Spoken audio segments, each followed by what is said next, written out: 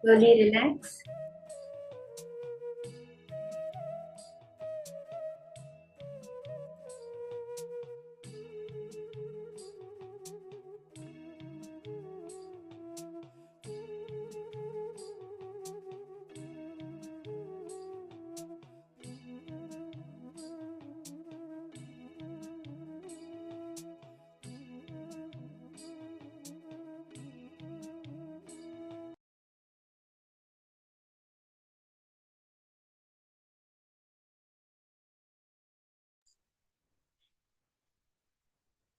Slowly relax.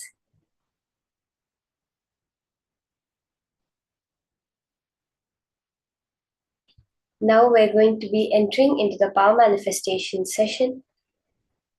That understanding, that cognition now that we have gotten from Swamiji, which is how choice is not actual freedom.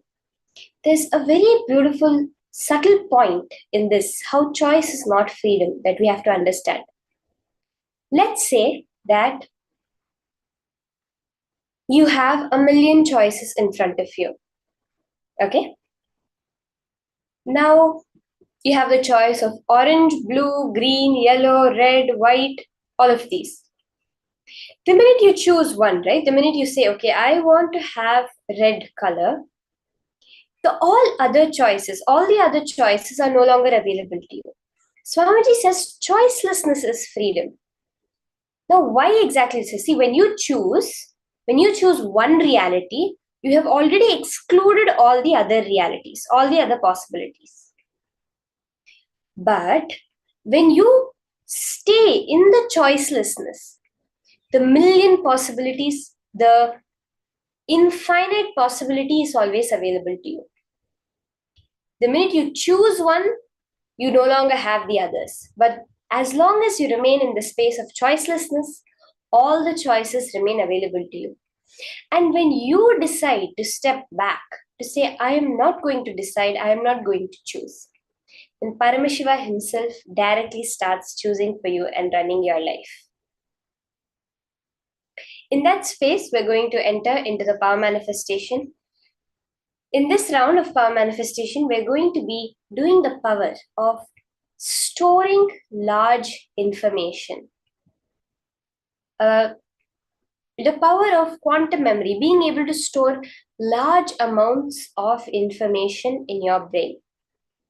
The human's brain normal capacity itself has, Swamiji says, 240 shiploads of information can be stored. Shiploads, meaning at one point it would have been books that stored in the ship, and that much information could be. Then it would be hard drives, that many hard drives of information, a whole shipload of hard drives of information. Now we have the quantum computing, where in one point of space, all the information in the universe can be contained. Then what can be contained in a whole ship? If you just think about this, you'll understand, yes, you do have the capability to hold all the information in the universe at any given point of time.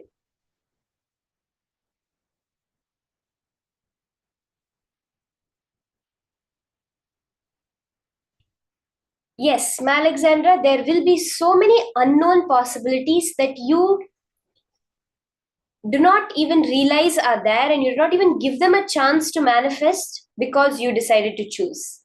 You will have maybe there might be so many possibilities that Paramashiva is waiting to manifest for you, but because you chose something, all of those are no longer available to you. That's why when you stay in the space of choicelessness, all of the possibilities of the universe are available to you constantly. And then the next level of that is where the higher intelligence that knows the past, present, and future, that knows you better than you know yourself. Swamiji says, I know you better than you know yourself. Swamiji starts choosing how to manifest our life.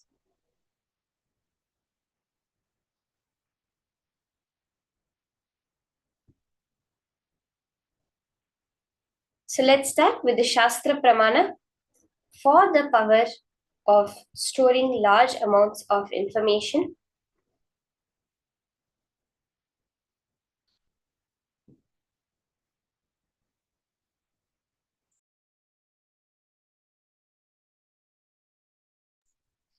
So the Shastra Pramana for this power is from the Sarvajnanottara Agama, verse 15. This Agama was given by Bhagavan Paramashiva to Subramanya, the form of Paramashiva that we are experiencing today as Somaskandamurti along with Bhagavan Subramanya. This Agama was given by Paramashiva to Bhagavan Subramanya. The verse 15 of this Agama says, Evamekatma bhavena samsthitasya tu yoginaha sarvajñatvam pravarteta vikalparahitasya tu. Bhagavan Paramashiva says, within such a yogi who establishes himself in absolute non-dual oneness with Lord Shiva, who keeps himself free from all sorts of differentiating notions, the exalted superpower of all-knowing Sarvajñatvam gets unfolded in all its fullness. Very beautifully, Bhagavan Paramashiva is giving us the exact technique, the exact understanding, the science behind the power of Sarvajñatva. Modern science has come to the conclusion, the understanding that all information is actually stored in the field. And only by accessing that field is how we get even that information in us.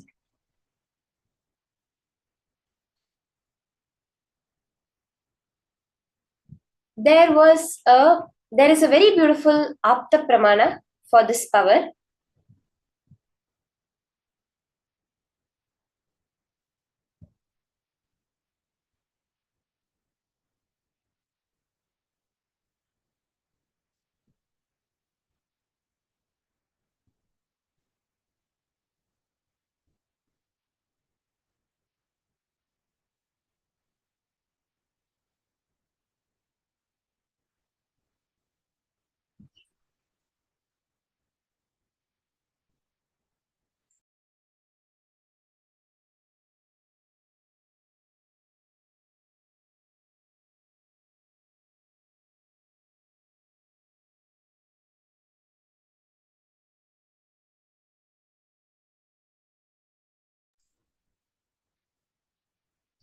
The Apta Pramana for this power, we see the life of Rishi Ashtavakra, who was the Rajaguru of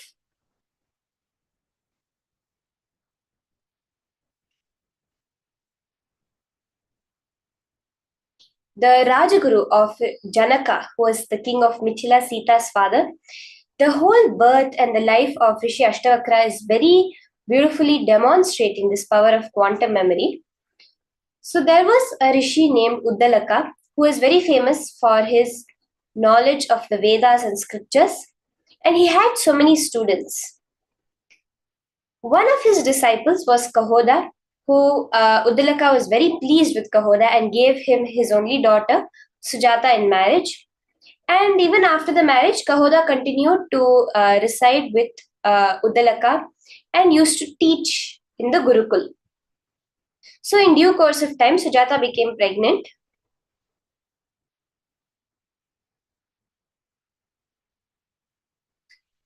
She had the habit of sitting near her father and husband while they were teaching.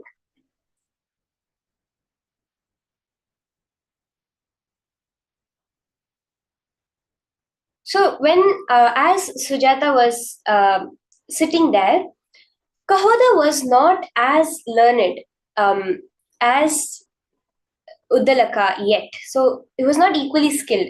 But Uddalaka, who was a great scholar, when he was giving the satsangs, the various discourses, the unborn child had memorized and attained mastery over all the Vedas and scriptures. But then Kahoda, while giving the teachings, made a number of mistakes.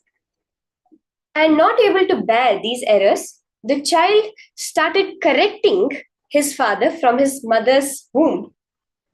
So humiliated before his disciples, Kahoda cursed his son, saying, "As you insulted your father, may you be born with 8 bends, Ashta being 8, Bakra being bends or deformations in your body." So as per that curse, Ashtavakra was born with a crooked body in 8 places, and he was born enlightened. And we see so beautifully how from within the womb, the extraordinary memory of Ashtavakra was there. There's another very beautiful Apta Pramana for this power of quantum memory, which we see in the Ramayana, which I wanted to just share with all of you. In the Ramayana, there's a character Vibhishana. He is the youngest brother of who we can normally consider the villain, Ravana. And but he was a dharmatma. He was a very pious soul, and he at last came and took refuge at Rama's feet and supported Rama throughout the whole Ramayana war. And there's a beautiful incident that is narrated when he was doing the tapasya to get Brahma's blessings. During that time, he spent a number of years chanting the Vedas regularly from front to back, and spent that number of years again chanting the Vedas in the opposite way, from back to front, not with seeing any book or anything, just from his memory, just from the power of his Sarvajñatva power. He spent years chanting the Vedas this way, and then the same amount of years chanting the Vedas in the opposite direction. This is like just one very beautiful thing which I had heard about, and I wanted to share with all of you, where Vibhishana's power in his memory was not the Vedas are the most vast scripture that you can ever find, thousands upon thousands of verses. Chanting it forward once and then backward for years is demonstrating this power of having a infinite amount of knowledge. Now let's all also enter into this power manifestation.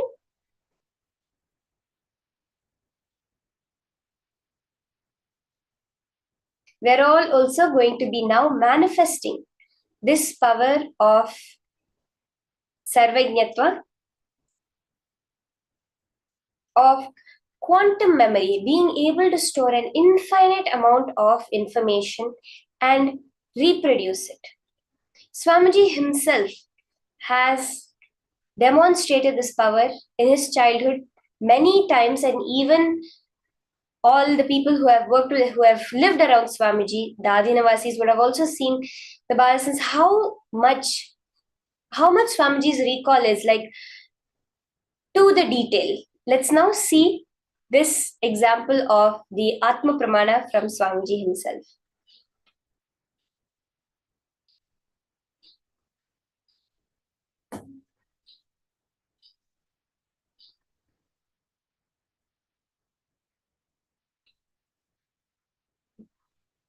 I still remember once that there was a power manifestation. My Guru Kuppammal, she was making me manifest the Yegasandagrahyam. Yegasandagrahyam means listening once and repeating the whole as it is. That power.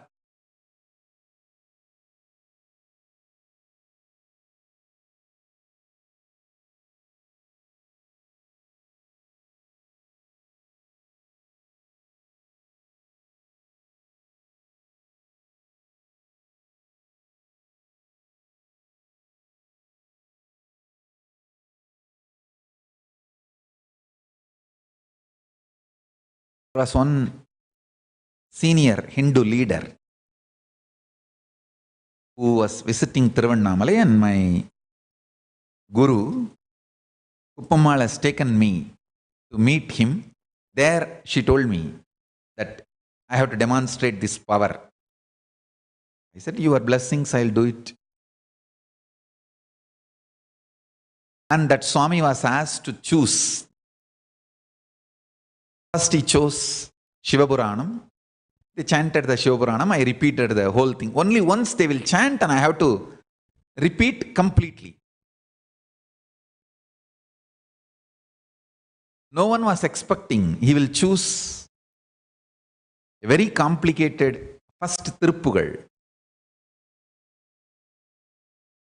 It was chanted and I repeated just by listening once.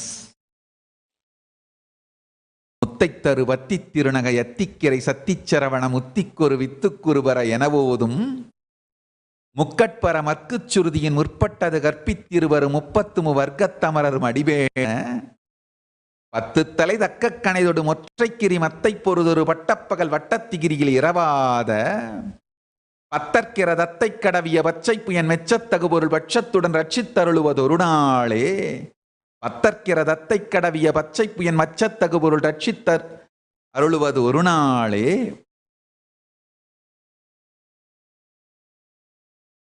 தித்தித்தைய ஒத்த பரிபுர நிறுத்தப்பதம் வைத்து பயிரவி திக்கொக்க நடிக்க கழுகொடு கழுதாட திக்குப்பரி அட்டப்பயிரவர் தொக்குத்தொகு தொக்குத்தொகுதுகு சித்திரப்பவுரி திரித்திரிகடக எனவோத கொத்துப்பறை கொட்டக்களமிசை கொத்து குக்கு குகு குக்கு குகு குத்திப்புதை புக்குப்பிடி என முதுகூகை கொத்துப்பறை கொட்டக்களமிசை குக்கு குகு குக்கு குகு குத்திப்புதை புக்குப்பிடி என முதுகூகை கொற்புற்ற நட்பற்ற உணரை வெட்டிப்பலி இட்டு குலகிரி ஒத்துப்பட ஒத்துப்புறவல பெருமாளே.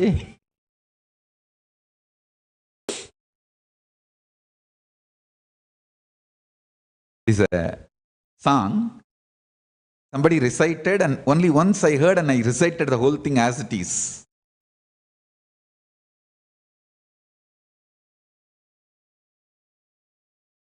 It's one of the beautiful song on Subramanya.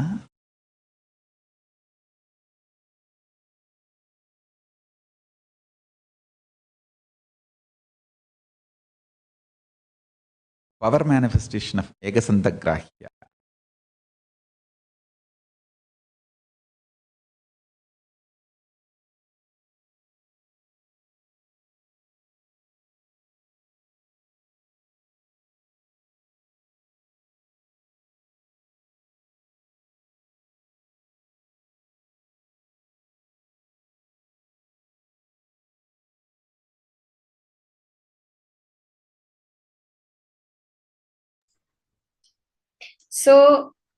So beautifully we saw that demonstration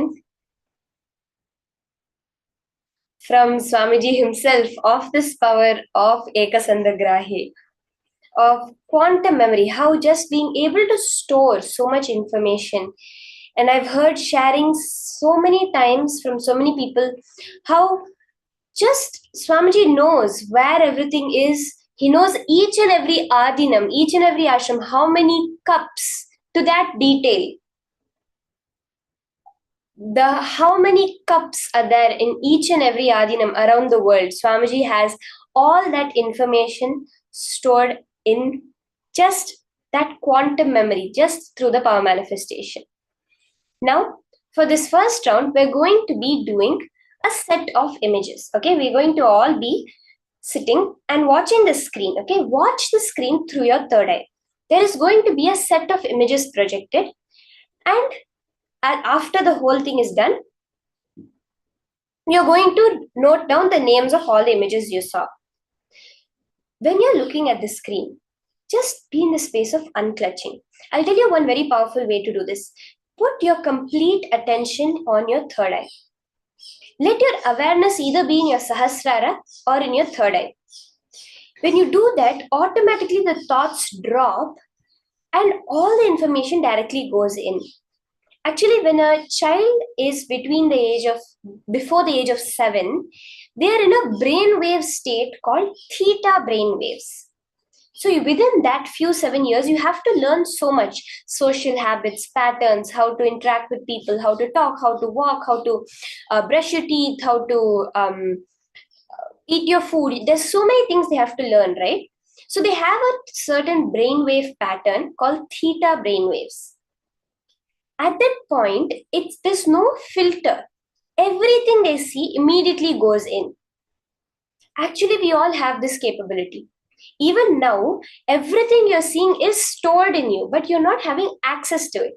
Why? Because you are the one projecting it out there ultimately. See, all the universe we're seeing, all the world we're seeing is just an extension of us. A projection on the space dimension of Paramashiva through us. Now we just have to access it. That is all we're doing through the power manifestation.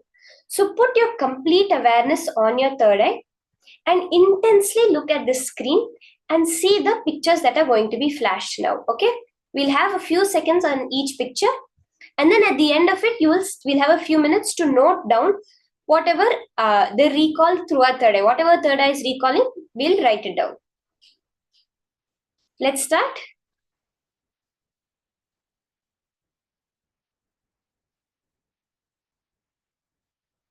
Now the images are going to be projected.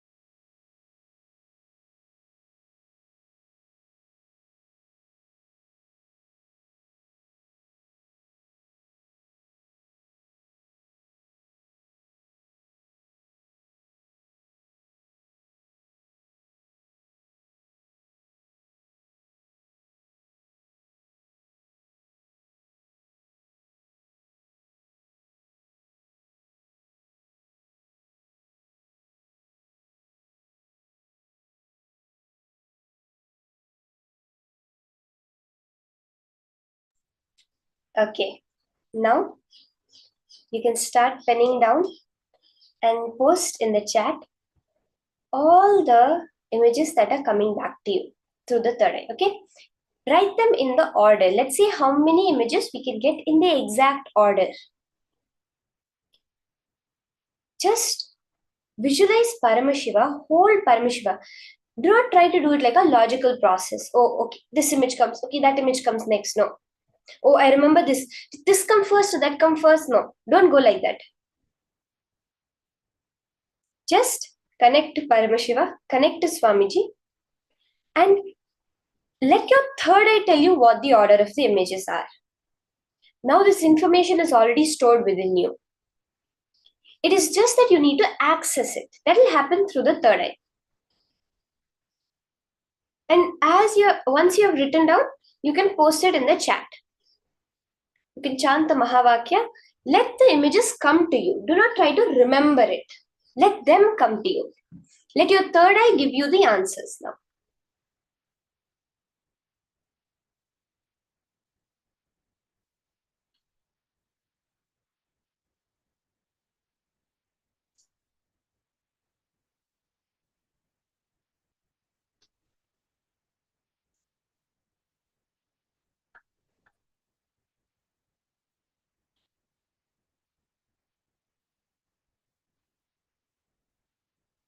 Have a few minutes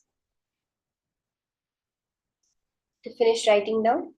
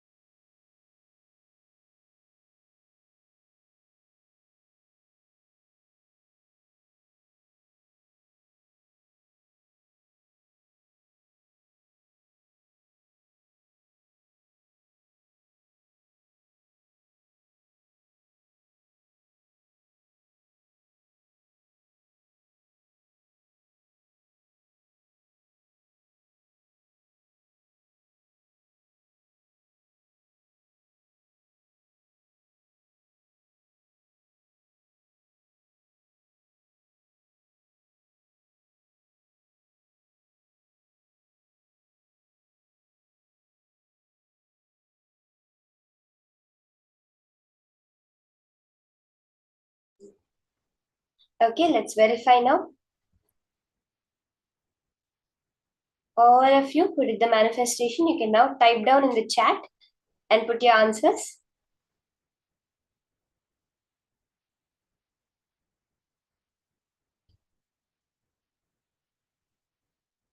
Jesse, Ma, Sumita has put, Madonna has put. The solution, the answer of the order of images is cap, corn, ring, bird, wallet, hand or an arm, scarf, helicopter, purse, snail, bed, ear, sock, scissors, lips, grasshopper, bicycle, eyes, and tie. You can take a few minutes, verify all the things that you got in the right order. How many images did you get right?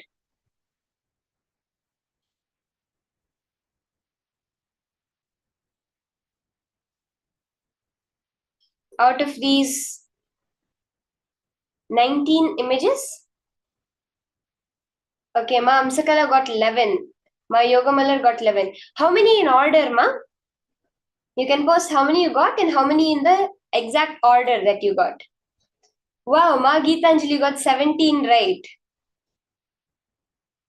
17 out of 19. That's awesome, Ma. How many in order, Ma? 17 you got in the exact order?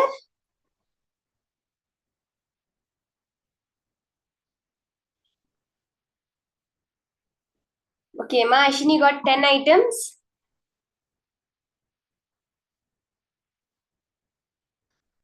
Oh, wow, Ma Geetanjali got 14 items in order. That's so good. That's awesome. Okay, Ma Yogamalar got 7 in order.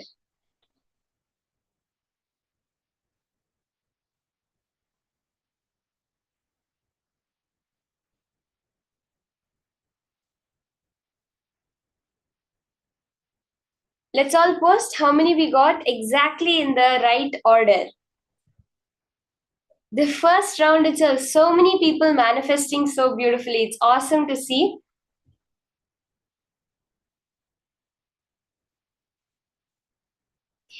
We are going to be in the further rounds going to larger number of images also. So this first round, we had only about 20 images. In the further rounds, we'll go to much larger amounts of information that you will be able to store. You can do this power in so many different ways, where you can see a picture once and be able to copy it down exactly, or go through a whole text document and remember all the details in that. Actually, Swamiji had asked the Gurukul to manifest this power at one point of time, where he had given us the Encyclopedia of Hinduism. So there were a set of 10 books, 10 really fat, huge books that was a complete encyclopedia of Hinduism. And at that time, Swamiji had asked all of us, he told us one thing, this is very important. You are an intelligent being. Your consciousness is intelligent. When you go through the whole book, when you read it, don't bother trying to remember. This is the exact word Swamiji said. Don't bother trying to remember. Don't try to remember anything. What needs to stay with you will stay with you. If at all you forget anything, that means it's not necessary. If you have forgotten something, means it never existed. This is what we can understand from it. If you have forgotten something, that means it never existed in the first place, because it's you who's creating your reality. So when you're doing it, you will remember. Now, if all the pictures were flashed and you saw the name of all the pictures in the end, that means it was already stored in your memory and you projected that name of all the name of the pictures out at the end of the round. That's the clear signs of what has happened. So the more and more you start identifying this, the more and more you see how the manifestation happens.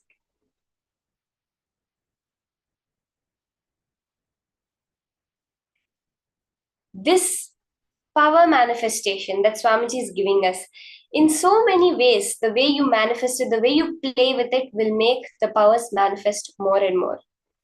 Now, we're going to be entering into the next session, which is the exact understanding, the exact cognition behind how all the powers manifest, especially we can see it in this power of being able to store large amounts of information.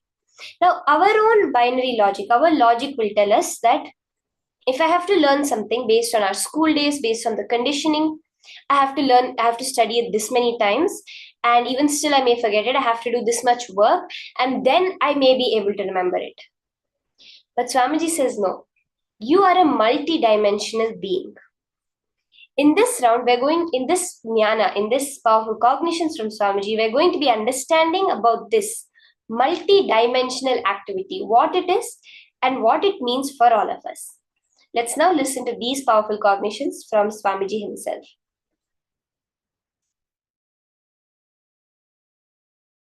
Listen. Listen to this very carefully.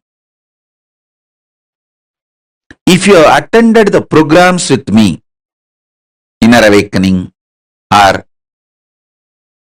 Nithyanandoham, Shivoham, Sadashivoham, Paramashivoham, Mahasadashivoham, any program with me or Kumbh Mela, one thing you will find, all program will be highly intense. 10 days what you do in your normal life, you will be doing it in one day. I tell you, that lifestyle, if you make that as a lifestyle, so many wonderful things will happen to you. Take up 20 projects. Do one part-time business. Do one part-time job. Take up one Sangha project very responsibly, KAILASA project, and deliver it. Take up something as your spiritual commitment to KAILASA. Like this, just take up multiple projects. If one is stuck in something, don't waste your time and life getting stuck in that. Do the another one. If that is stuck somewhere, till that is clear, do the another one. I have 100 projects in front of me, live. If one is stuck somewhere, I will not be keeping quiet. Immediately attending, let me attend to the next. Okay. So I'll ask, what is going on there? Like this, 100 projects live will be in front of me. If one is stuck, I'll work on the another. If one is stuck, I'll work on the another. Whoever is involved, interested in this kind of a lifestyle, I keep them directly connected to me. If you are directly getting instructions from me, the team, the 100 projects team, then be very clear. You are verily part of me. I tell you, you also build your life like this.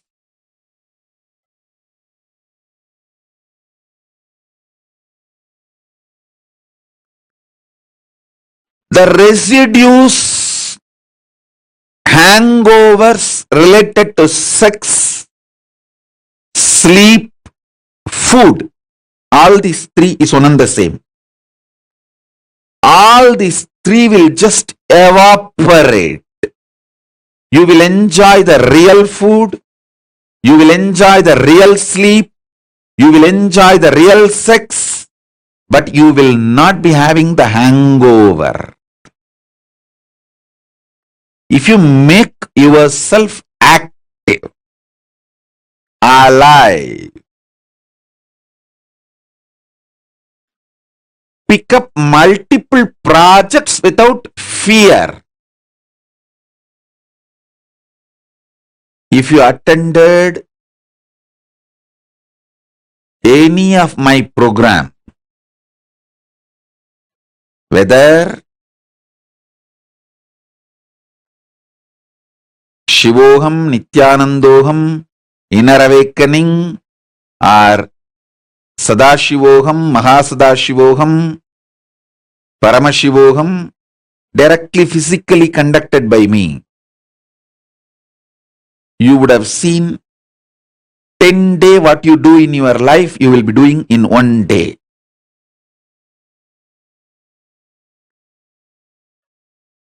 That is the lifestyle. You should start making it as part of you. Understand?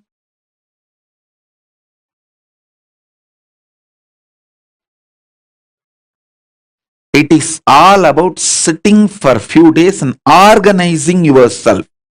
The gadgets you need, the schedule you need,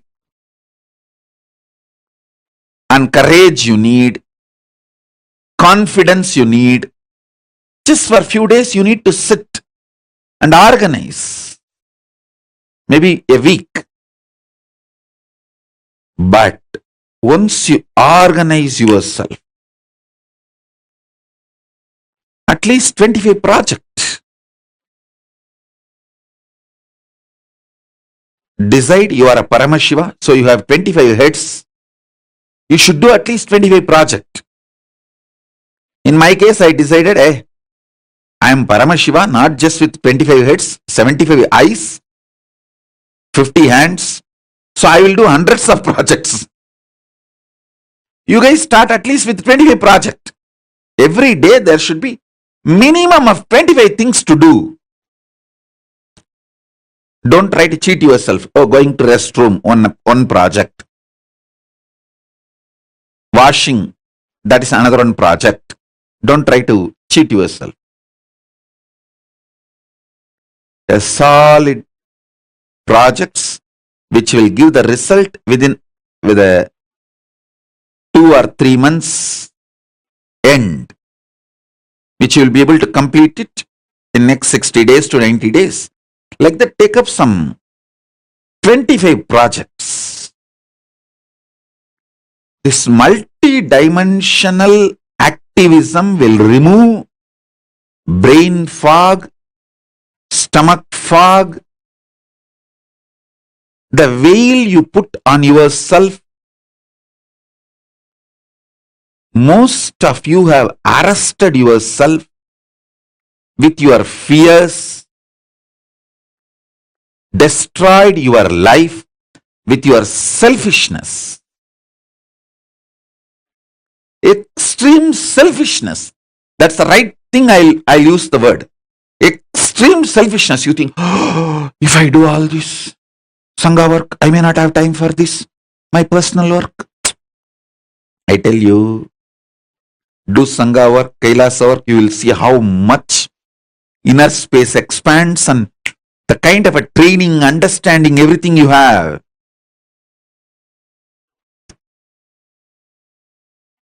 You will be so alive, so active. I have seen how the active parents make their kids' life amazing, and how criminally negligent parents make their kids' life hell.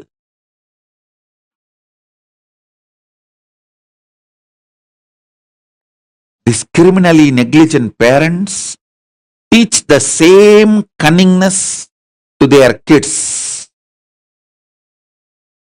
Oh, if you do this, you will be just exploited and taken for a ride and you won't have time for your personal things. Stupid. I tell you,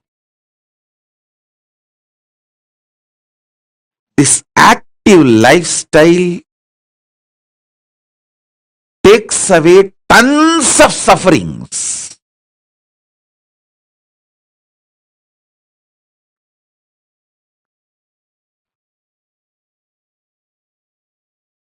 Having 25 projects, living it is the definition of my disciple.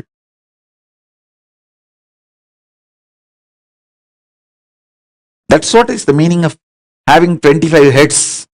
Paramashiva. At least each dimension does one project, moves. This, and constantly moving.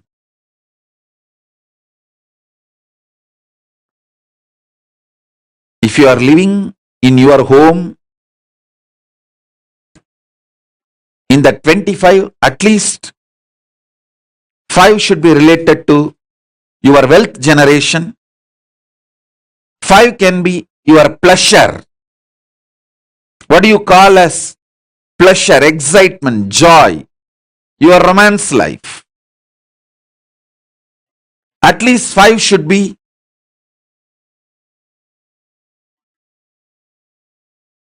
your family and teamily related. And the remaining 10 should be related to KAILASA. Make this as a lifestyle.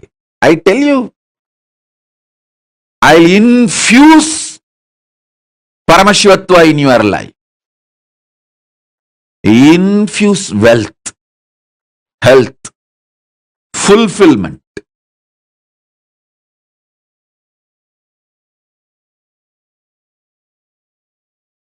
What you do normally in 10 days, make it as a 1 day life.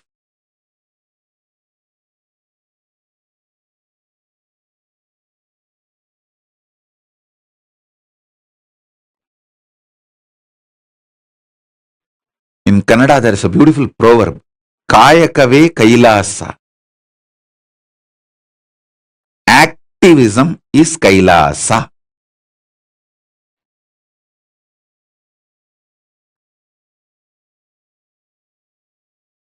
Make the life active.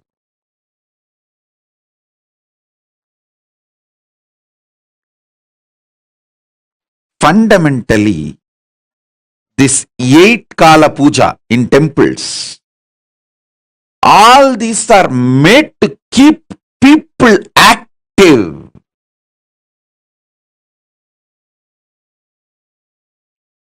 This 8 Kala Puja, 6 Kala Puja, all this, I tell you, any of our temples starts doing 8 Kala Puja a day, the whole people, the ecosystem connected to the temple will be flourishing because they will all learn this Paramashiva lifestyle.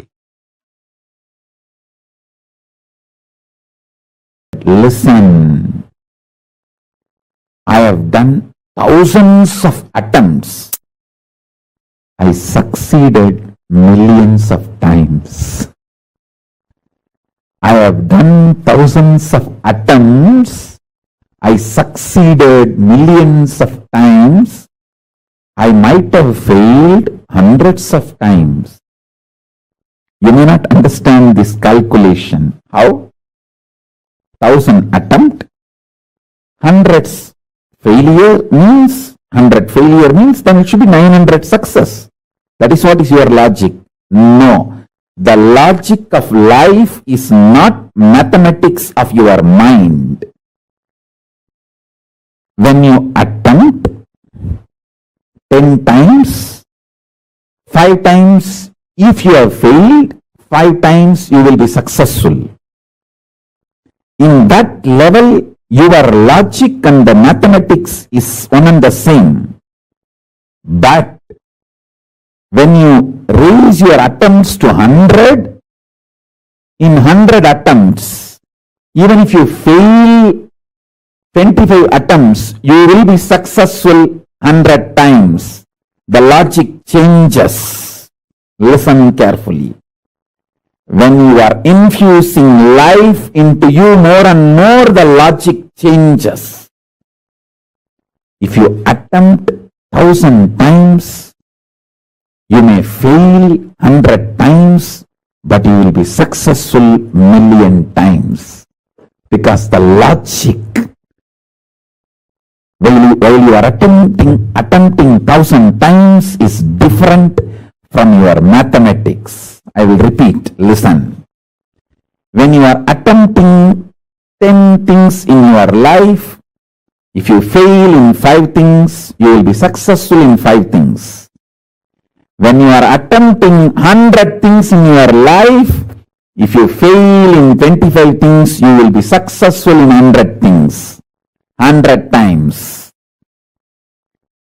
When you attempt 1,000 things in your life, if you fail 100 or 200 or 300, you will be successful million times. This is the life, this is the logic of life, because the infusion of life energy in you changes the logic with which your life operates. Listen carefully. Your agenda does not change your life.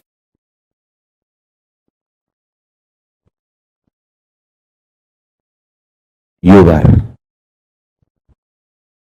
consciousness changes your life.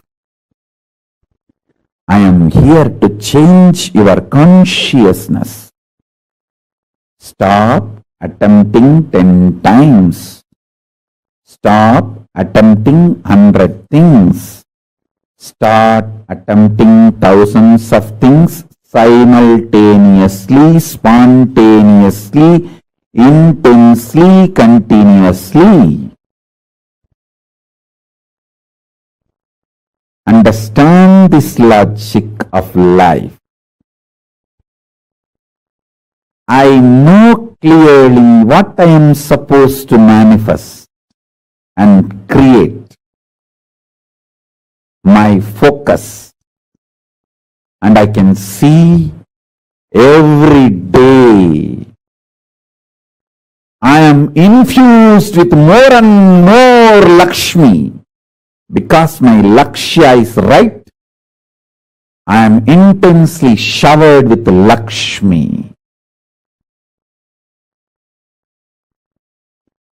To all my followers and disciples, I give you this as a commandment.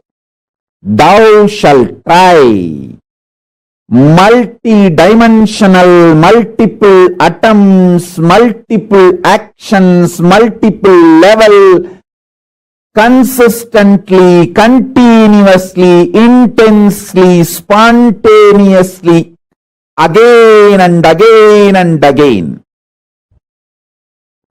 This is the law of Srishti, manifestation. For all my disciples, followers, thou shalt attempt, work, manifest, try, thousands and thousands and thousands, continuously, sincerely, spontaneously, intensely. So let me repeat.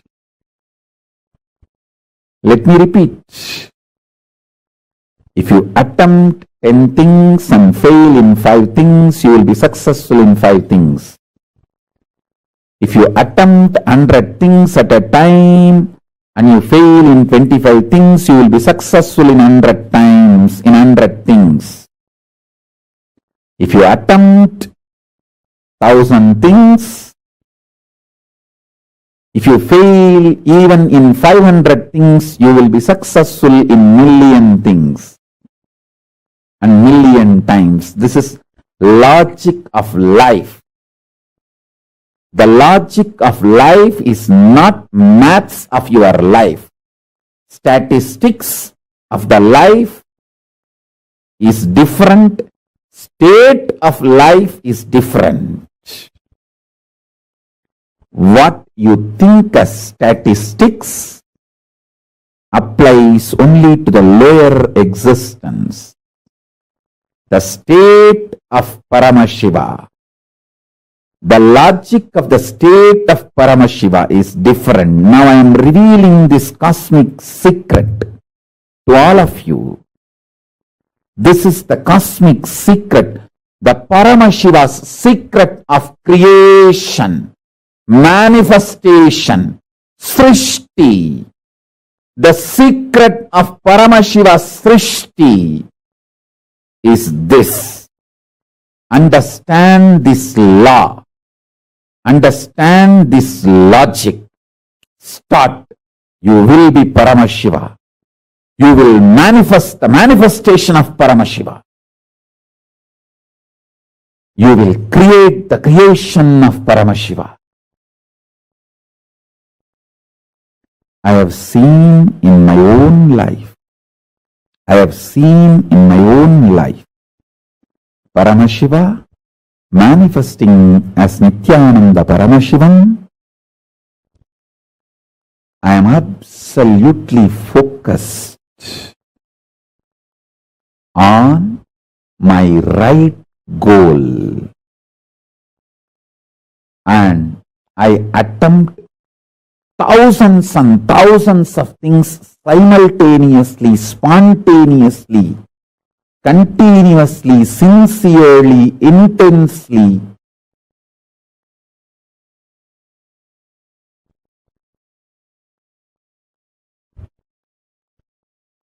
Uncompromisingly. So, if I attempt 1,000 things, even if I fail in 500 things, I am successful in millions of things. When I realized this logic, creation became joyful. There is no frustration. There is no tiredness. There is no dullness. There is no boredom. There is no anger towards universe. There is no frustration towards universe. There is no frustration towards life. There is no life negativity, because I am seeing, I am showered intensely more than I even tried. I only attempted 1,000 things, but I am successful in million things.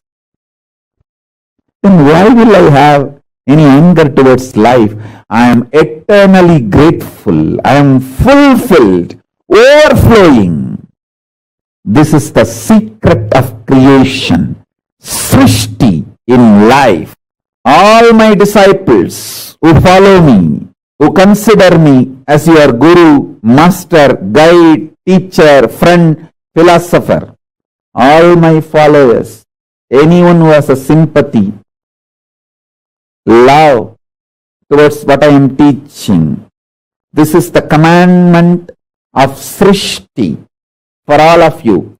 Thou shall continuously, spontaneously attempt thousands and thousands of things, intensely, sincerely, consistently, continuously.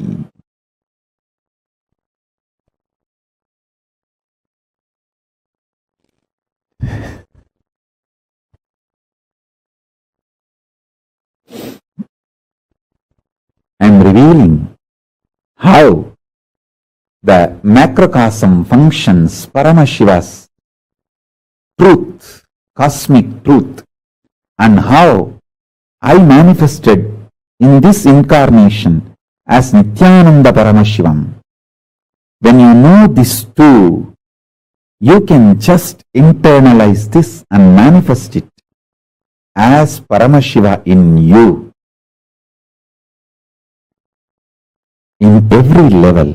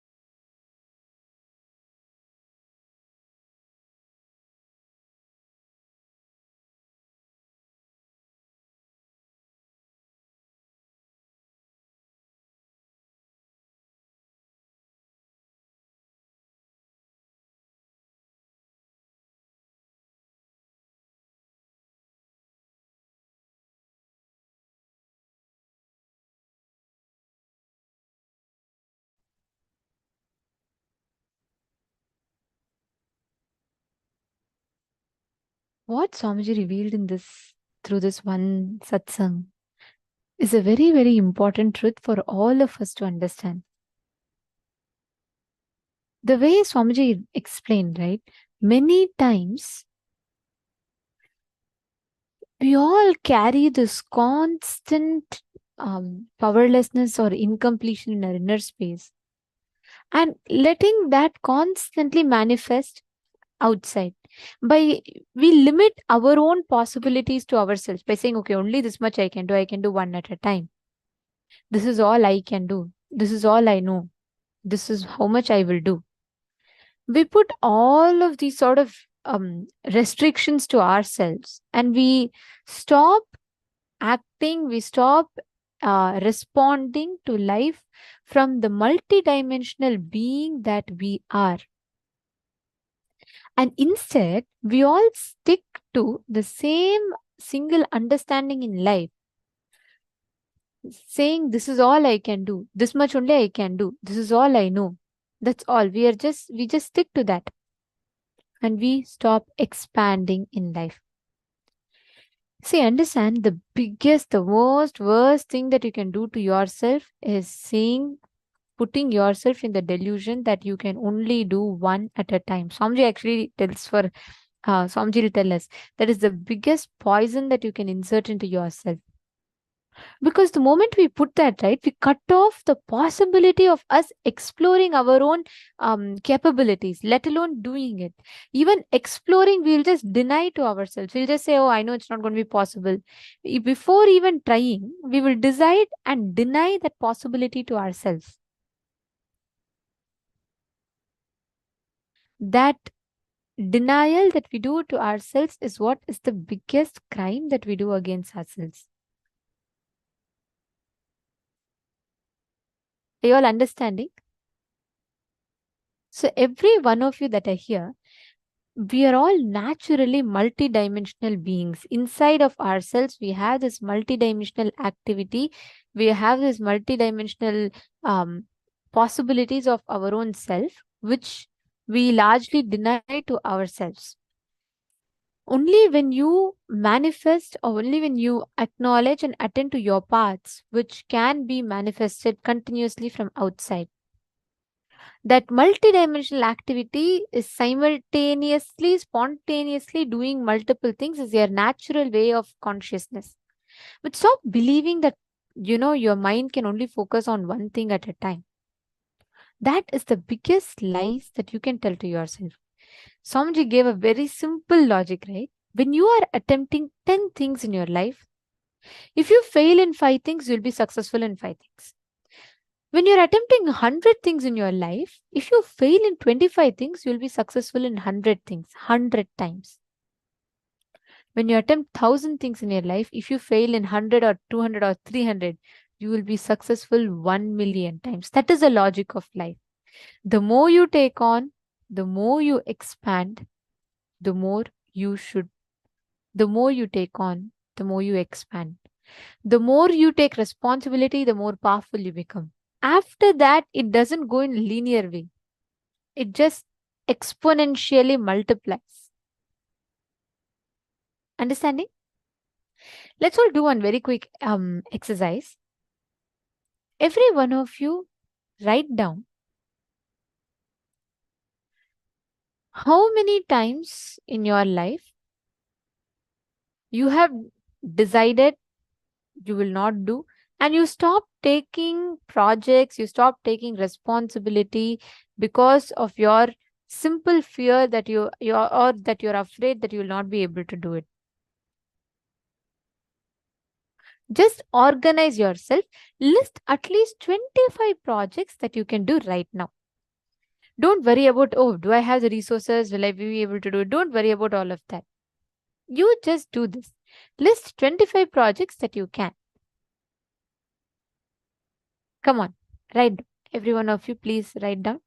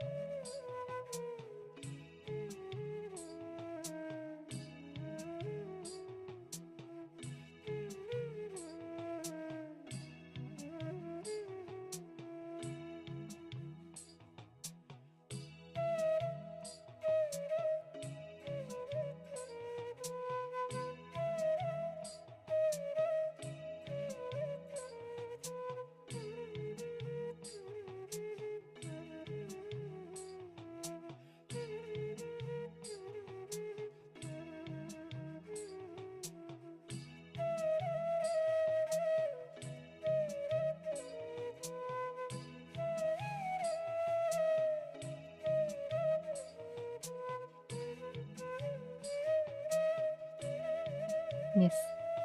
Please relax. How many of you have finished writing?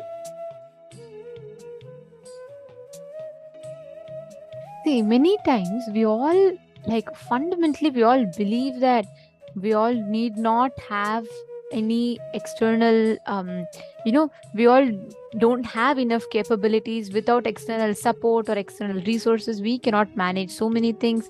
We can only do one at a time, etc., etc., etc. We carry so many ideas and perceptions and judgments inside ourselves. Most of the times, even the most simplest of things that we have in front of us, we don't really understand, we don't really cognize, we don't really look at it from the perspective of how I can do multiple things at the same time. Yes. Now, have all of you finished writing down? 25 projects have you all listed down? Any 25 projects? Okay, great. Thank you, Ma Geetanjali Khanna and Ma Hongli Wong. That's right. Ma is asking, how do you remember things for a long term, not only short term? See, there are two parts of our memories, okay? So the moment you see something, the way you process it, the way you observe the information, how you grasp it, how you process it, and then how you experience it, right? How you basically how you store it. Now, most of the times we carry so much of friction or gap with our incompletions and us. We have so much of resistance to remember things. How many of you have noticed many times, like for example, if I give you a 400-page book, and if I have to, and I tell you it's an update on a project, how many of you will feel like, oh my God, I can't handle this load. It is just too much for me. And I will not be able to remember. I'll not be able to process so much of information. How many of you experience that type of resistance in you?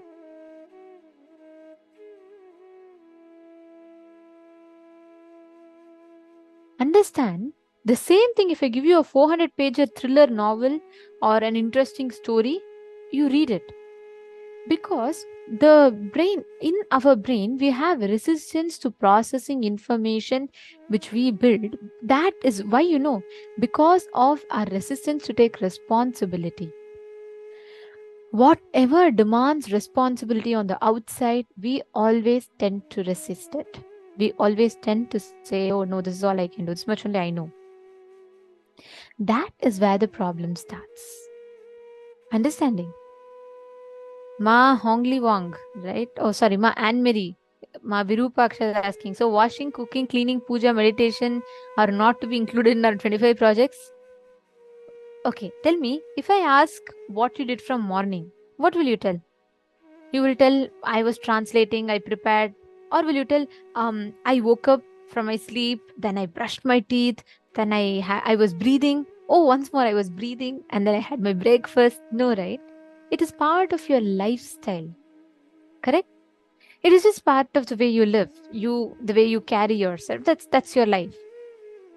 But if someone asks me, hey, what did you do? What are your achievements? I'll not say, I was breathing for every second of my life without fail.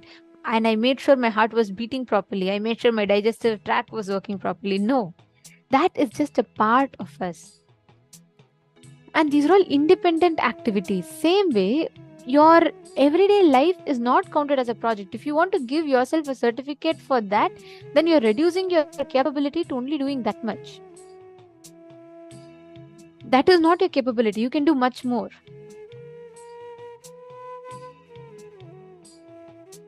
Understanding?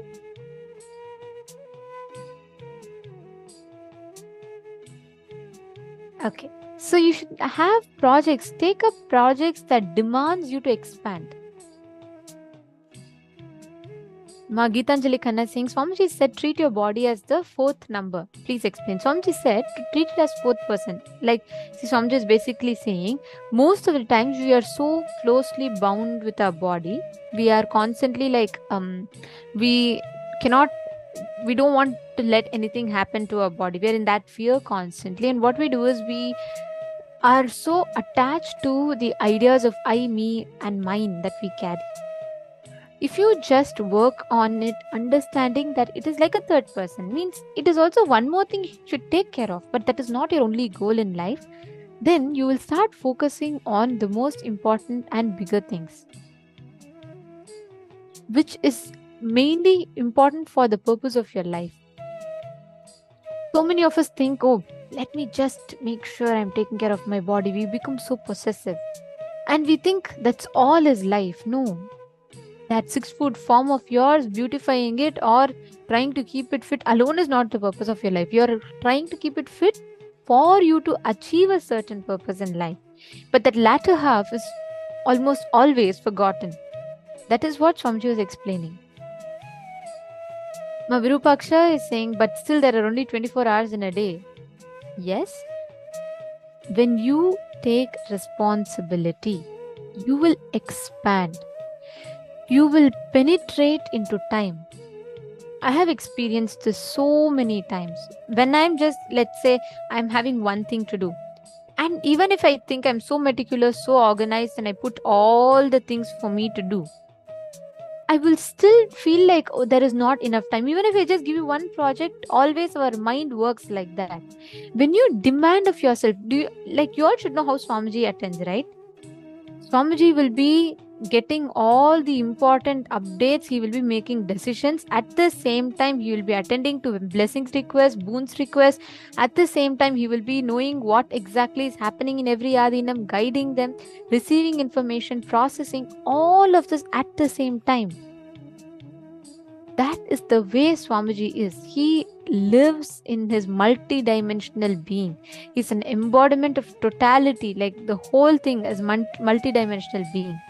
Never being stuck to the binary of, oh, focus on only one thing at a time. This is all you can do. This much only you can do. No.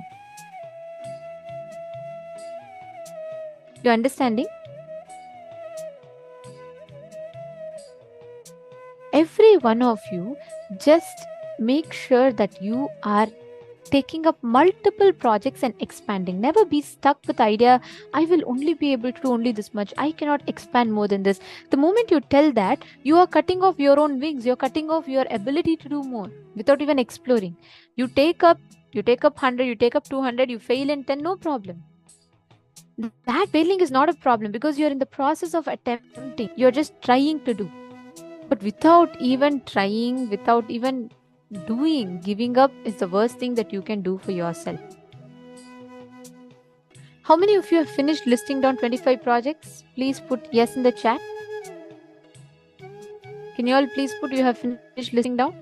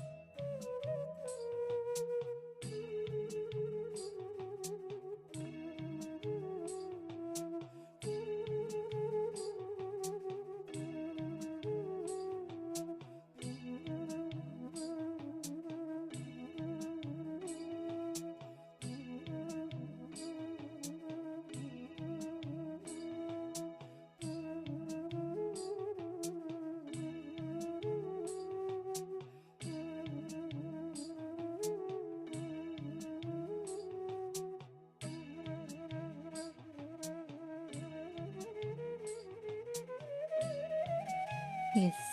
Now, Isk, right? You had asked about how you can enlarge your memory, how you can process a lot of information and keep it together. See, the first thing that happens when you expand your inner space from completion is your ability to remember large amount of things in your inner space. How many things that you can store in your inner space? If you see Swamiji, amidst all the other things, running a nation is not a joke, right? Swamiji is running a whole nation, all the projects that happens across the globe and all the Kailasas around the globe, the services that they're doing. And at the same time, Swamiji will remember and Swamiji will follow up with any devotee who is sick. Like if a person, let's say a devotee is sick in Los Angeles, Swamiji will check whether that person has been taken to hospital, has that person been attended to, is he taken care of. Swamiji will heal, sit, connect and settle. And at the same time, Swamiji will also be remembering the number of glasses that is there in one remote Adinam, in one remote village in India. Swamiji remembers everything. Why? Because there's no clutter in Swamiji's inner space. And what does that mean? See, most of the times we are so busy in our inner space. Like, for example, right now, I can see all of you are physically here. But so many of you are busy with something running in your head. Probably thinking about the yummy breakfast that you had 2 days back, or thinking what you can cook something interesting, or when to make your next hair or nail appointment.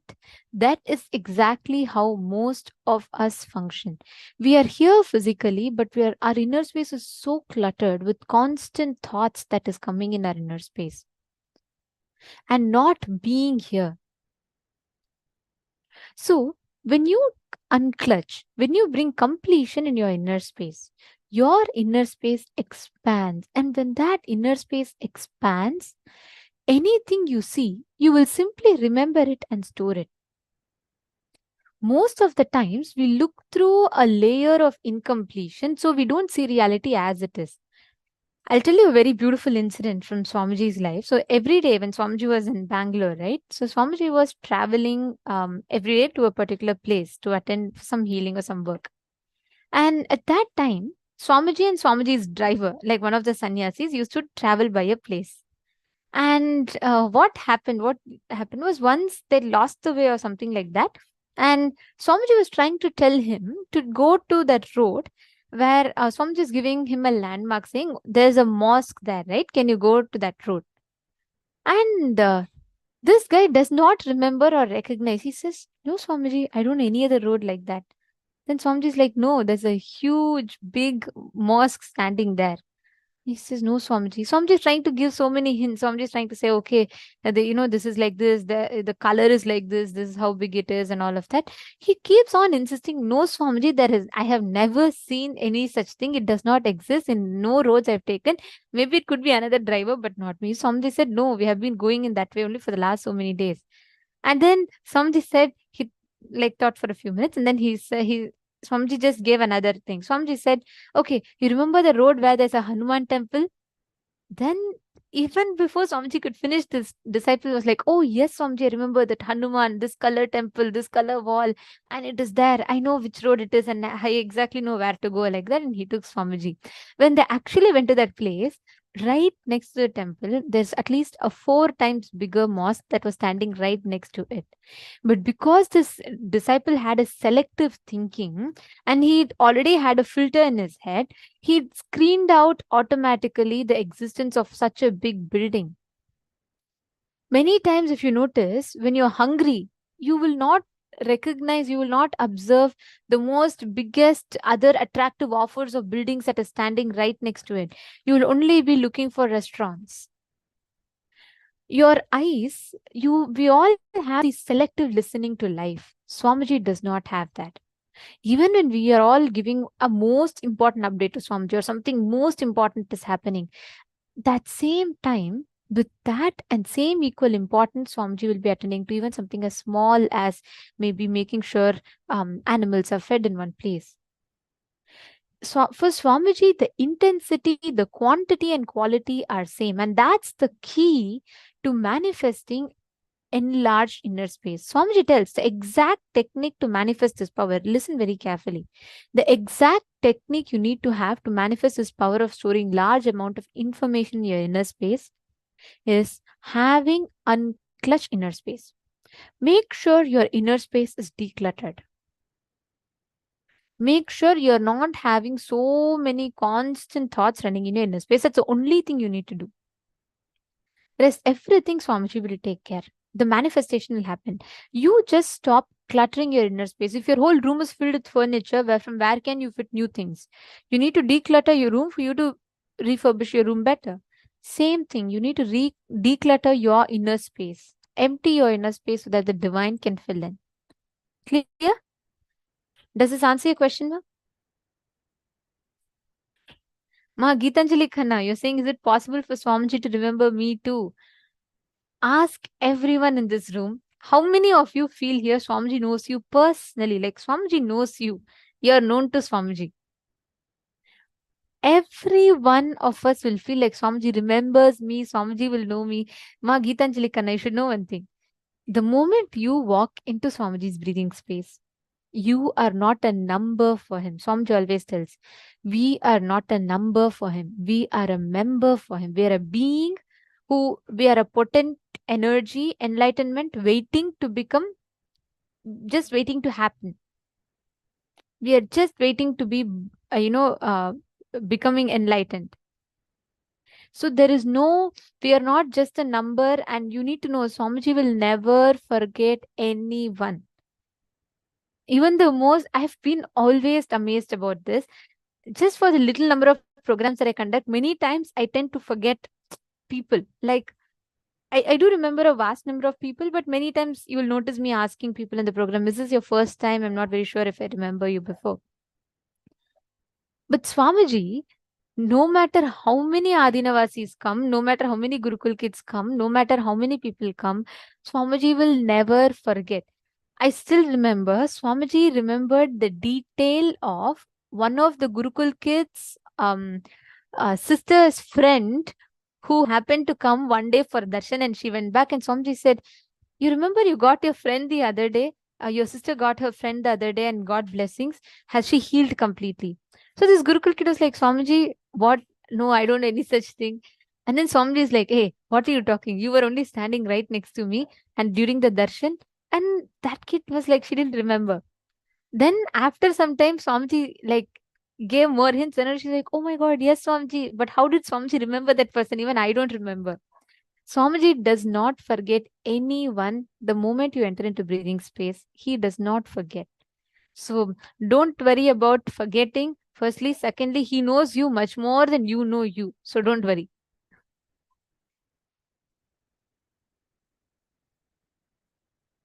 Yes, absolutely, Mahapriyatma Sarupini.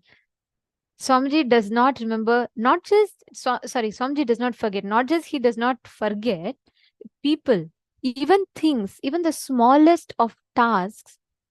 For the amount of projects, if you see from a human perspective, right? For the amount of things that Swamiji has to digest, the information, the number of decisions Swamiji has to make. Each of us go and ask our life decisions to Swamiji. We say, Swamiji, do I take up this job? We ask our relationships decisions to Swamiji. Swamiji, do I marry this person? Swamiji, do I take sannyas? Swamiji, what do I do to get enlightened? Each of us, it's our life decisions. And at the same time, people will be asking Swamiji, where should I put this pillar in this Adinam? What should I do for the Annadan? Right from the number of what number of meals should come, the temperature of the meals, all of it Swamiji simultaneously manages. But the beautiful thing is, I have never heard Swamiji utter the word, I forgot. It is simply not possible in Swamiji's inner space. Because he remembers, he just stores so much of information. Like, I have to tell you this one incident. Even Ma Shamba will remember this. When we all used to be in Gurukul, right? We all had a huge library in Chitsaba, and we all used to spend time there. And when Swamiji is physically in Bidadi, Swamiji always walks around the campus and he visits every department, and by department, Swamiji will do rounds. And especially if Gurukul kids are there, like needless to say, Swamiji will come sit and spend time with us. Something Swamiji will talk with us. He'll just make fun. He'll just be laughing. He'll just be having fun. But something Swamiji will definitely spend time with us, the Gurukul kids. So once Swamiji had come for this rounds, and we were all in Chitsabha. We were all practicing chanting or something like that, which is a library, and we were all sitting there. And Swamiji had come, and the moment he saw all of us kids sitting, he also came and sat with us. And Swamiji was teaching us something. I forget, like something Swamiji was speaking about. And Swamiji asked the librarian for a particular book to refer about it. And that person went. They said, yes, Swamiji, he'll get and come. And he went. And Swamiji was continuing to talk with us. 5 minutes passed, 10 minutes passed, 15 minutes passed, and there was no sign of that librarian coming back. It's not just him. Along with him, even few more sannyasis went to search for that book. He never came back, and Swamiji was like asking 2-3 times. And after that, finally, Swamiji is like, what is the problem? Where is that book? Are you not able to find, or what is the reason? And then the librarian is like, Swamiji, I could not find the book at all. And he just didn't end with that. He said, I don't even think that book is there, Swamiji. Maybe it's some other book. I'll search. And anyways, then Swamiji is like, hey, is this all is a thing? You could have told this to me long back. And I remember this so vividly. Swamiji explained the exact title of the book, the exact font color. Swamiji said, I think Swamiji was saying in that it'll be in this 4th shelf in this row. And this is a title, this is a font. And Swamiji was saying in this page number, there will be these pictures and it will be talking about exactly this thing. And I'm telling you, I have this one incident I can never forget. It took less than 1 minute for that librarian, because after that, he had to just go walk up to that shelf, pull that book, bring open, precisely as Swamiji said, it was there in that exact same spot. And that was the first time I heard from Swamiji. Swamiji said that each human being can store 250 ships of memory. Swamiji said it was never difficult for him to remember. The moment this happened, we all started clapping. We're like, oh my God, Swamiji knew. Then Swamiji's like, why are you guys clapping? This is what we all can do. Swamiji said he wanted us Gurukul kids to learn this. He said this is our innate ability to remember. If we carry too much of chatter inside our inner space, if there's no listening, you will never remember it. A librarian who lives his whole work is just to go around in the library and maintain the books could not remember this book. Swamiji, who walks up to the library once in a while with all the other things that he does, could remember precisely up to the page number. That's the difference. So you have the possibility, ma. It is just you having to manifest it. That's all. Okay, so let us now enter into the power of being able to remember. And this time we'll go to the next level of remembering a series of 42 images that we'll be projecting.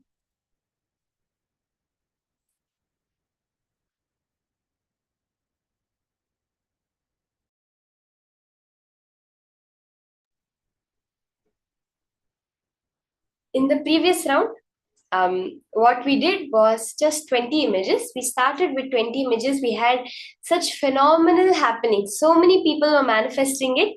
So now let's go to the next level of remembering 42 images, double the amount of images that are going to be projected. Okay. I remember this incident which Ma Nithyananda is talking about. I think it was a book on astronomy, on the references of various astronomical details that Surya Siddhanta and Rig Veda and all talk about. It was this book that Swamiji was actually asking for.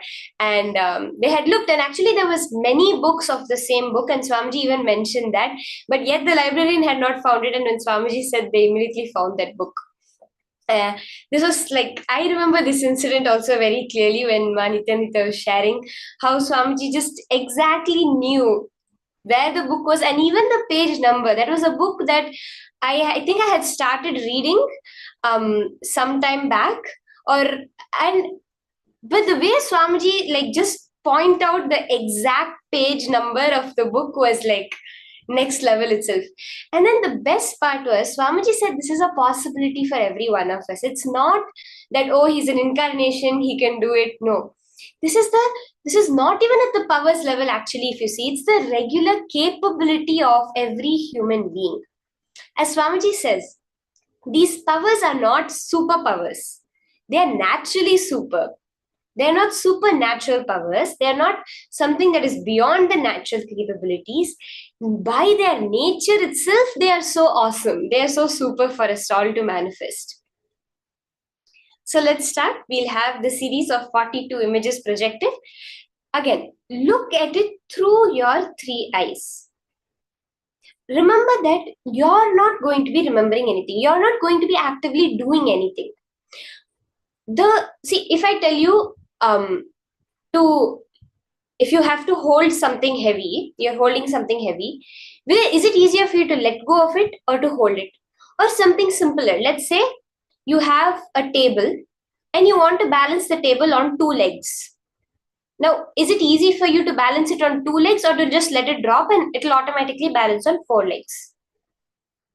It's obviously easier for us to just let it go and it automatically balances on four legs. Our natural state, our jati, as Swamiji says, our natural state of being is Paramashiva. Anything else that you're able to identify yourself other than Paramashiva is hard work. Me saying that, no, how can I be Paramashiva? These things are not happening in my life. This is not what I'm seeing in my life. That is the hard work. During power manifestation, all you're going to do is stop doing that. Drop the effort from your side. We always say, don't go more and more towards the manifestation, towards the words, towards the images being projected, towards remembering it. No. Go more and more towards experiencing yourself as Paramashiva. As you're looking at it, keep your complete awareness on your third eye, that seat of your will, that seat of your consciousness. And enjoy, just be in the space of I am Paramashiva. And let's look at the words that are being flashed now, okay? They're going to be a series of 42 images, and you're going to pen down after all the pictures have been projected. You can pen down and post in the chat. Let's start.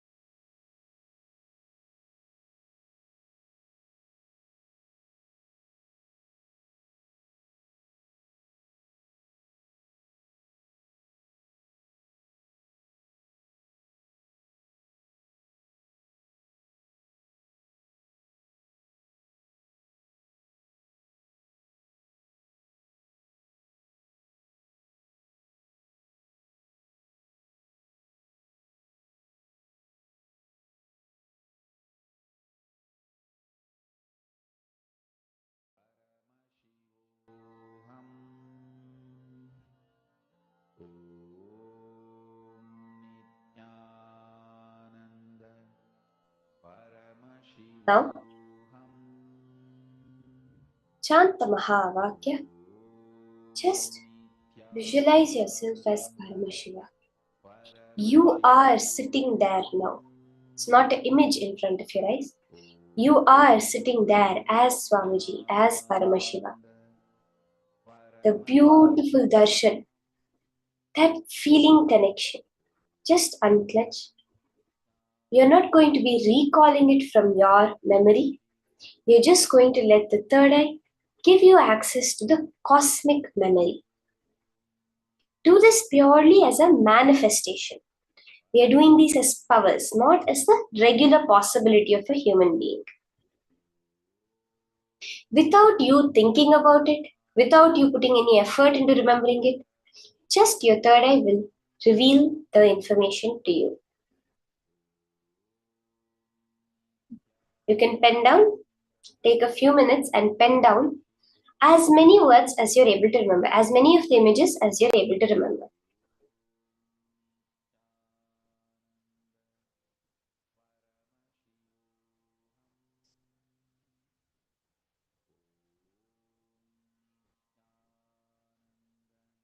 Can I request everyone, you can start typing down.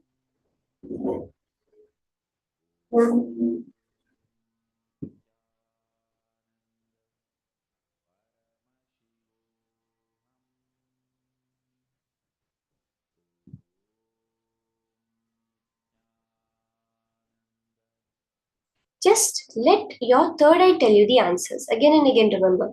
You are not remembering here. Paramashiva is telling you what was just shown. See, even now the information you have is actually not stored in your brain. This is very clearly proven scientifically. The neurons in your brain are just antennas. Even the cells in your body are just antennas to receive the consciousness, to receive the field. Each and every memory you have, if they see the memory of the color red, where is it stored? Or the memory of your 4th birthday, where is it stored? They're not able to find it in the brain because the memories are not stored inside your brain, it is stored in the field. Just that neurons are the antennas that are receiving that field. Like how on your TV set you have the antenna which receives the signal and translates it to you as information. Now, what you're doing is instead of associating yourself with that small field of information you have created, you're associating yourself with the field of information of the cosmos. Everything available in the cosmos is now going to be available to you. Okay, let's all now post in the chat whatever we typed down. Can I have all the participants? Mistake.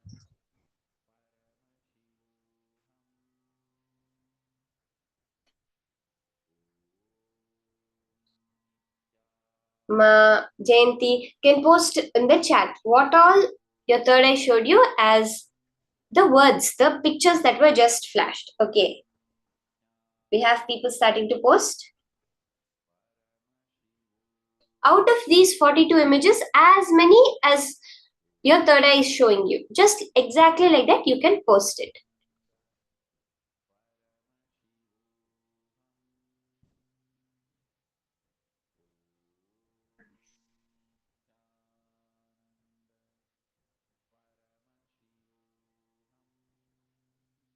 Ma Bhavati. Ma, you can also post, ma.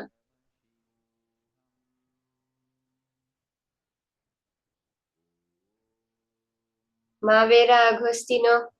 Just post whatever your third eye is showing you. You can just exactly like that post it in the chat.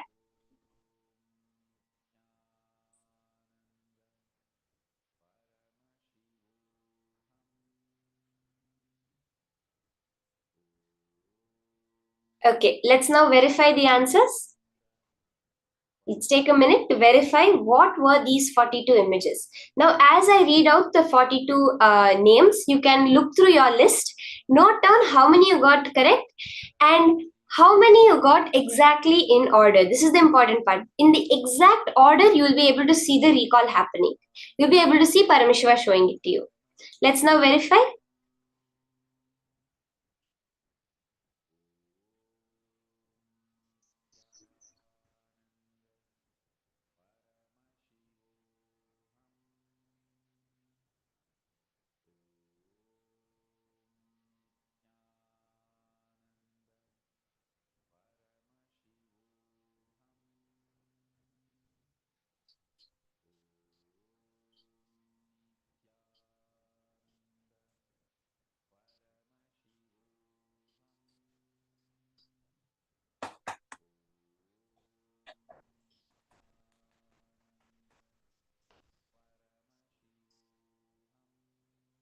Okay, let's now verify the answers. Let's see what are the list of 42 images that were just projected. I'll read it out and you can go through your list. Okay, I see Ma Antusaha, Ma JNN. Many more people have started posting. Okay. Necklace, shoes or heels, foot, gloves, bow tie, butterfly, belt, ant, pencil, caterpillar, crab,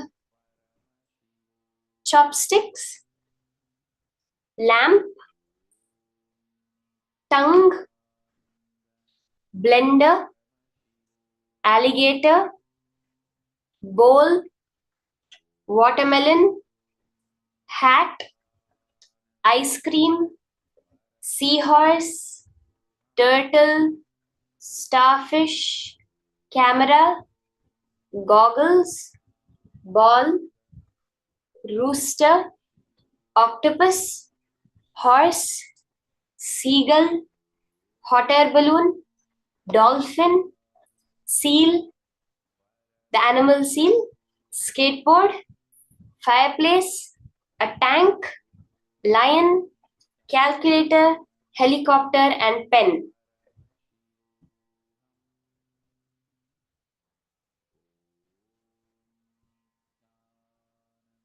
Ma Priyatma Surupini. Ma, you're saying that once you saw the answers, you remembered even more. It's actually, Ma, you have to understand that you have only put the answers out there so very clearly. The modern researchers, so many researchers have been done. They say that before an image is flashed, now even we flash the images, 5 to 7 seconds before your eyes, you consciously cognize. 5 to 7 seconds before the image is even projected on screen, your brain flashes that it has seen an image. This is an actual research that was done, where 5 to 7 seconds before an image flashes on screen, the brain waves of a person, of the subjects, of all 100% of them, showed that they had seen an image 5 to 7 seconds earlier. Even now, means what? Actually, the image is being projected by you. It is being put by you out there. You know it and then only it happens. So even though, yes, you seeing and remembering more is because you have put it out there. It's just that we use a very roundabout way of accessing that information. We have to project it in our outside life and then we receive it back in. That's the only thing. It's like any new information, you're learning some scientific facts, some general knowledge facts, or even something about some social, anything you learn newly, anything is just a roundabout way of you accessing the information you already know. Instead of accessing it like this, you're accessing it through the world. That's the only difference. So you will see, more and more you tune into that space. Yes, I remember that minute that remembering happened. That is the click. When you tap into that, you will see how even during the power manifestation, the numbers increase.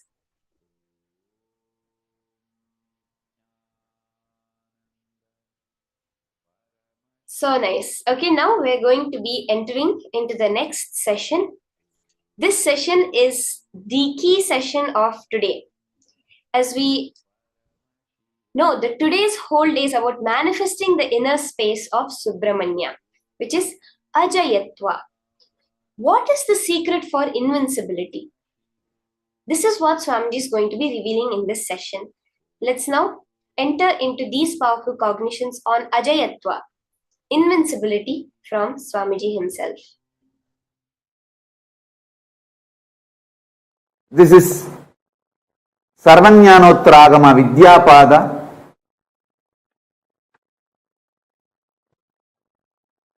first verse, Tripadartha Vicharana Prakaranam. Detailed exposition on the three categories Pasupasa Vidanam hi Shrotumichchami Tattvataha Samyoganjat tata tesham Katayasva Maheshwaraha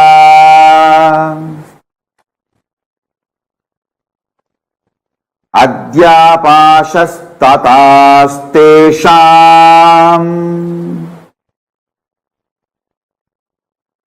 Jivatyastu Kintu vai Kepashako phalat komala prokta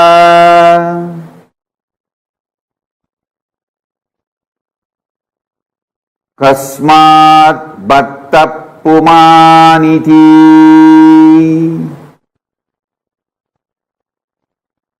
Kepashako malaprokta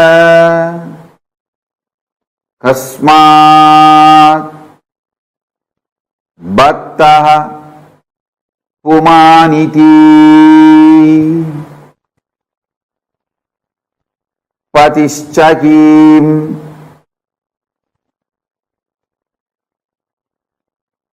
Vitonyeyas Satika Repate Stitaha Shivascha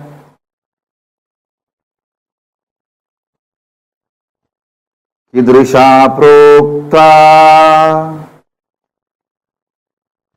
Yotikara Vivarchidaha.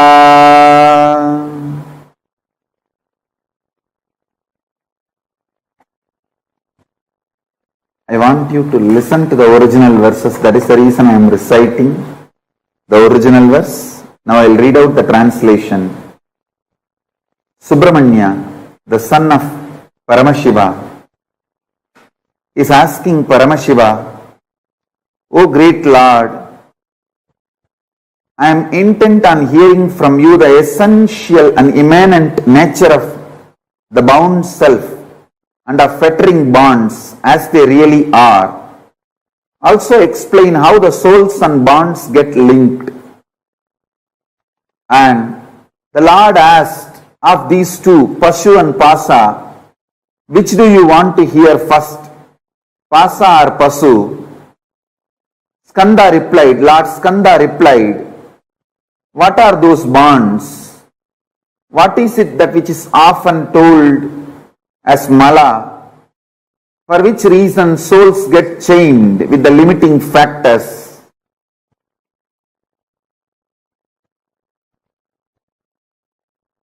How the essential nature of Pati, who being established in the specific state of authority, performs the fivefold cosmic function, how could be known? How the essential nature of Lord Shiva is above and free from the specific state of authority has been explained. Now, I'll enter into the exact inner space, the being of Subramanya and being of Paramashiva. Listen intensely. There are three things: Pashu, Pasa, Pati. Pashu means bound soul, the self. All of you who are experiencing limitation, bondage. Pasa, the bondage, impurity, patterns, incompletions, karma, whatever word you may use. The bondage is Pasa and Pati, Paramashiva. In these three, Subramanya is asking, explain to me about Pasu and Pasa. Understand, I want you to know. He is not at all asking about Pati, Paramashiva. You need to know the secret inner space of Subramanya. Yesterday I told, just be like Subramanya for next 16 days. I'll give you exactly what Paramashiva gave to Subramanya to you all through this Agama. Listen. At no time Subramanya is questioning about Pati. I'll tell you the secret from my own experience. Exactly, I'll map it to Atma Pramana and tell you. Now I gave you Shastra Pramana by reading out the scripture. I'll give you Apta Pramana and my Atma Pramana. Both. Listen. Atma Pramana, from my experience, I'll tell you. See, when there was murder attempt on me, this anti-Hindu, Dravish gang and some more forces, I'll not name them now. When they attempted to kill me, burn the ashram, destroy the Sangha, socially we try to take many action. We try to take it to the local police and try to file complaint. Nothing could be done. We try to go to the court, Indian courts. We could not get any justice. It's years, and then we tried going to every way, every possible venue. Socially, we tried many things. We knocked every door, literally every politician. We begged everyone for justice.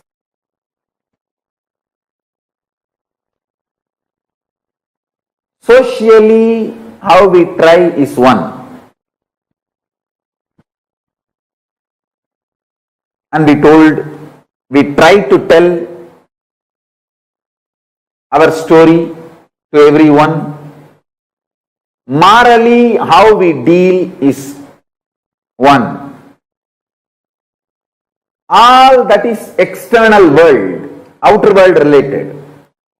How I handled it inside me. I am opening that secret now. Listen. Listen. How I responded inside me. First thing, I responded to Paramashiva. Paramashiva, I am very clear about one thing. I will not question you. I will not doubt you. I will never consciously or unconsciously, even in the remote corner of my mind or dream, will point the finger towards you or will turn the needle towards you. I am very clear about it. Your existence and your connection with me and you manifesting in me, all that is absolute truth. There is no doubt, question, negotiation, up, down in that. It's sealed deal. Over. I will only question, doubt, think, other than your existence. I will only ask, through these attacks, you are asking me to do some great work. You are asking me to take some more responsibility. Please make me understand that in my language. That's all. You are asking me, you are sending me the message to be more responsible for larger vision and larger projects, larger expectations from you. Let me just understand that and evolve to that. And I give you my absolute commitment. Just make me understand in my language the responsibility I need to take for your vision for me. And I am here to put everything you have given me to make that into reality. I am just reading out exactly as I responded. My first response to Paramashiva when I was attacked. My first reaction, my immediate reaction when I was attacked, my first reaction towards Paramashiva. Paramashiva is my life. It is very clear. I will only ask Paramashiva to make me understand your vision for me, so I will take the responsibility to fulfill it.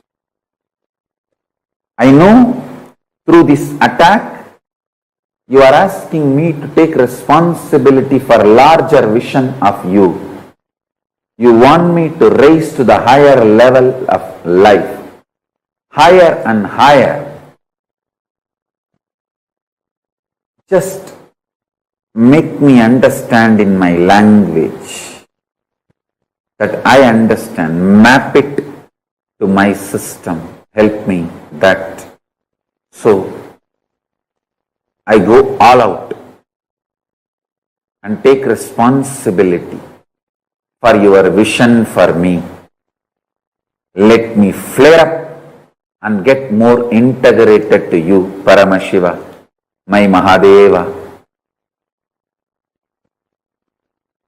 That's all is the mind of Subramanya, consciousness of Subramanya, being of Subramanya. Listen to what I said now again and again. I am very clear. Paramashiva is real. He himself is absolutely manifesting through this being.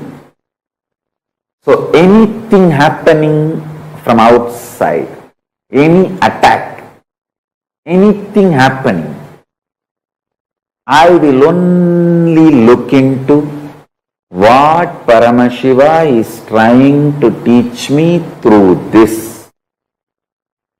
And what is the larger vision Paramashiva wants me to take responsibility.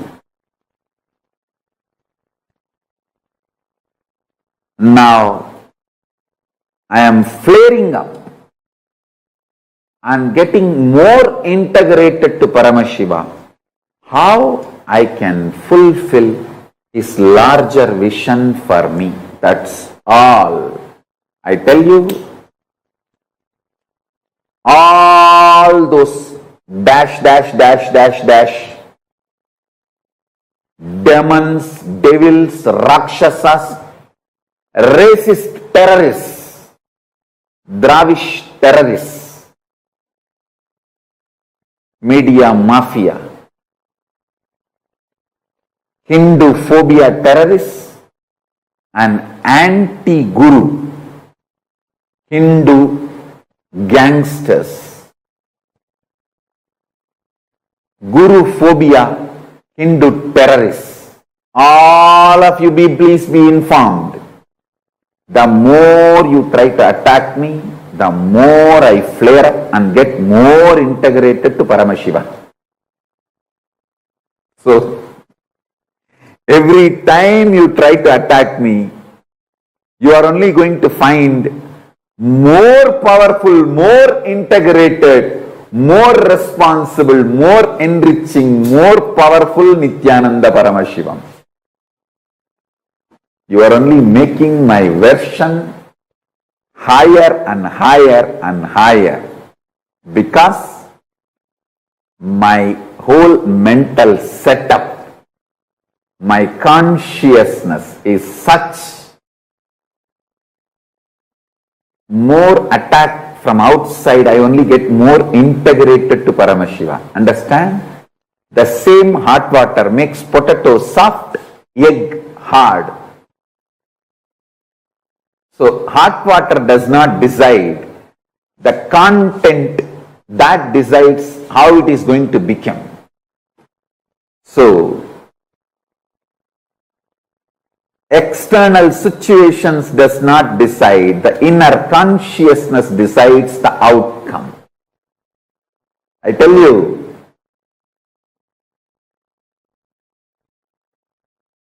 because of this consciousness, I am invincible. Listen, I am declaring Ajayatva like Subramanya. Why? Not because of arrogance, not because of any power, anything, but because Paramashiva has blessed me only to question Pashu and Pasa, never Pati. He has blessed me with the strength of never questioning the Pati. I question only Pasu and Pasa. Never doubt Pati. No question about Pati, Paramashiva. Listen, whoever catches this consciousness, you are Ajaya, are invincible. You are victorious forever. You are successful in everything you do. You are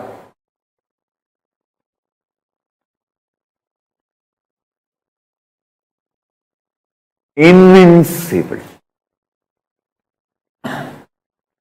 Listen, just this one lesson, learn from Subramanya.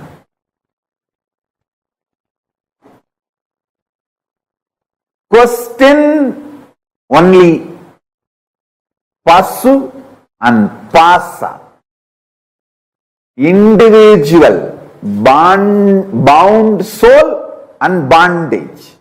Never ever question Pati. That is what is the consciousness of Vetrivel. Vetrivel. This is the first lesson. Understand? Manifesting Subramanya's being in you. Decide forever, I will never question my Guru. That's what exactly I told Paramashiva. Actually, with Paramashiva, I relate more as Guru.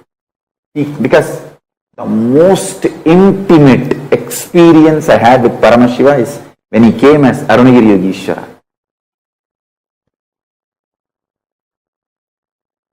That's the ultimate, intimate experience I had. So even now when I remember Paramashiva, I remember only as Arunagiri Yogeshwara. I said, I will never question my Guru. That is sealed. The Satya of my Guru and Satya of my Guru.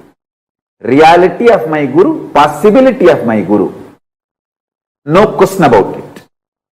I will only question the Pasu and Pasa. What way I am supposed to become more responsible to tune myself to your vision for me? How can I manifest your vision more? Be more responsible, be more integrated to you, be more authentic to you. That's it. Make me understand in my language.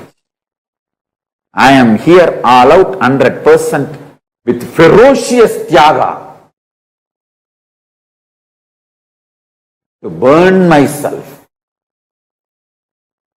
to drop myself at your feet and burn myself in your energy.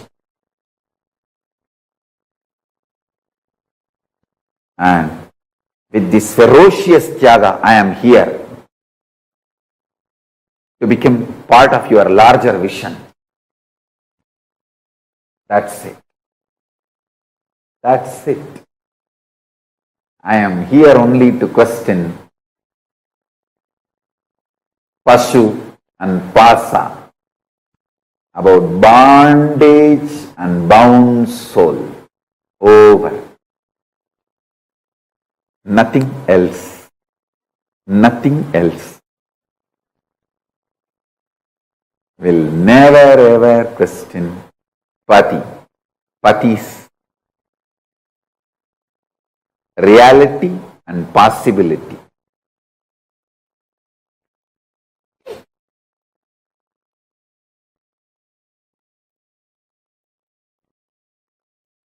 Just understand this one thing, you will be liberated. From where you start matters. From where you start matters. And how you start matters. Today just sit with this one cognition. List down at least 25 times when you questioned the Pati, Paramashiva, and destroyed your life. List at least 25 incidents when you questioned the Guru and destroyed your life. Pen down 25 times you did that and bring yourself to completion, to this one powerful cognition. No question of questioning Guru. Question only Pasu and Pasa, never Pati. Iron out your whole inner space today with this one powerful cognition.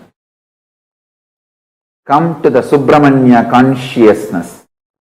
Then you can receive Sarvajnanottaragama. Listen, I'll give you the precise technology now. Sit and pen down 25 incidents in your life when you flared up, you questioned Paramashiva, Guru, you questioned the Pati. Pen down those incidents. Decide ferociously never to question Guru, but to question the soul, bound soul, and the patterns, bondages. With this powerful cognition, complete all the 25 incidents. And if you question the bound soul and the patterns, how the solutions will flower, start manifesting that. Today's homework is this only. Make Subramanya consciousness to receive Sarvajnanottaragama.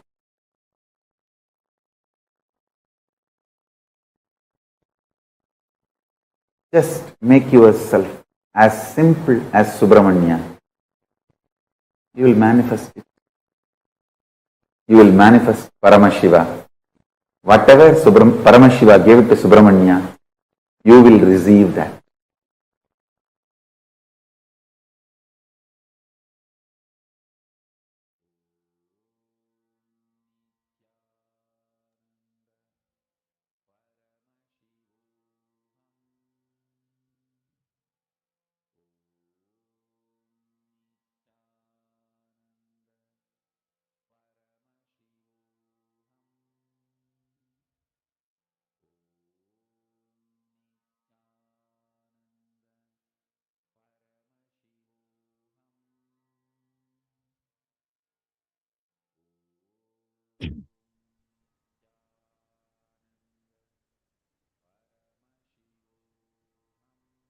Yes.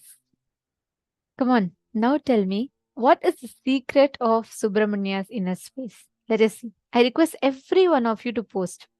What is that one secret which makes Subramanya invincible?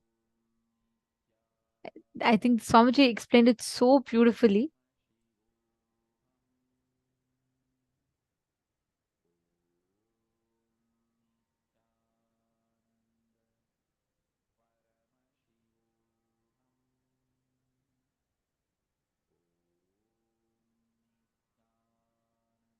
Okay, my Priyatma Surupini has posted, never question the Pati. Okay, come on, everyone else. Ma Chetna Patel, Ma Tansvi Long, Ma Anna Mercedes, Zen Kiao. Okay, Ma Diana's Pilaf, never question the Guru. Okay.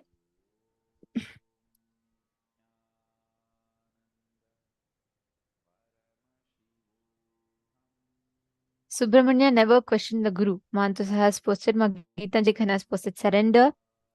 Come on, every one of you, put Ma Ananda Parameshwari, Nithyanandam.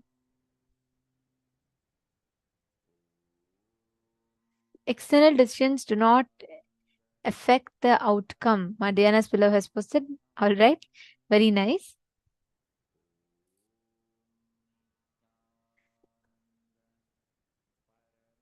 Only question Pasu, never question Pati.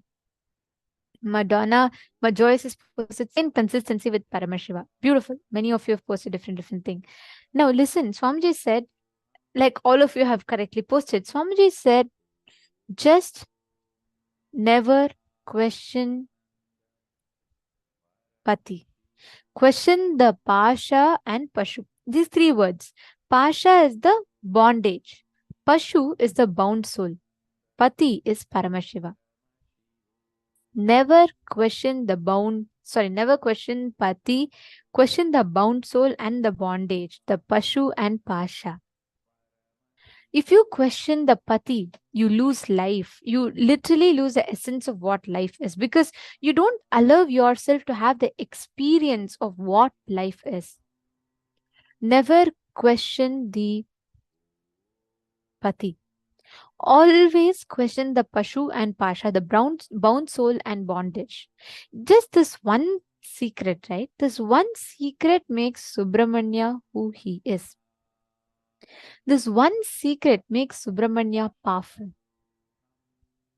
It makes Subramanya manifest his inner space, Ajaya, invincible. Today, all of you are going to be receiving this as the very initiation.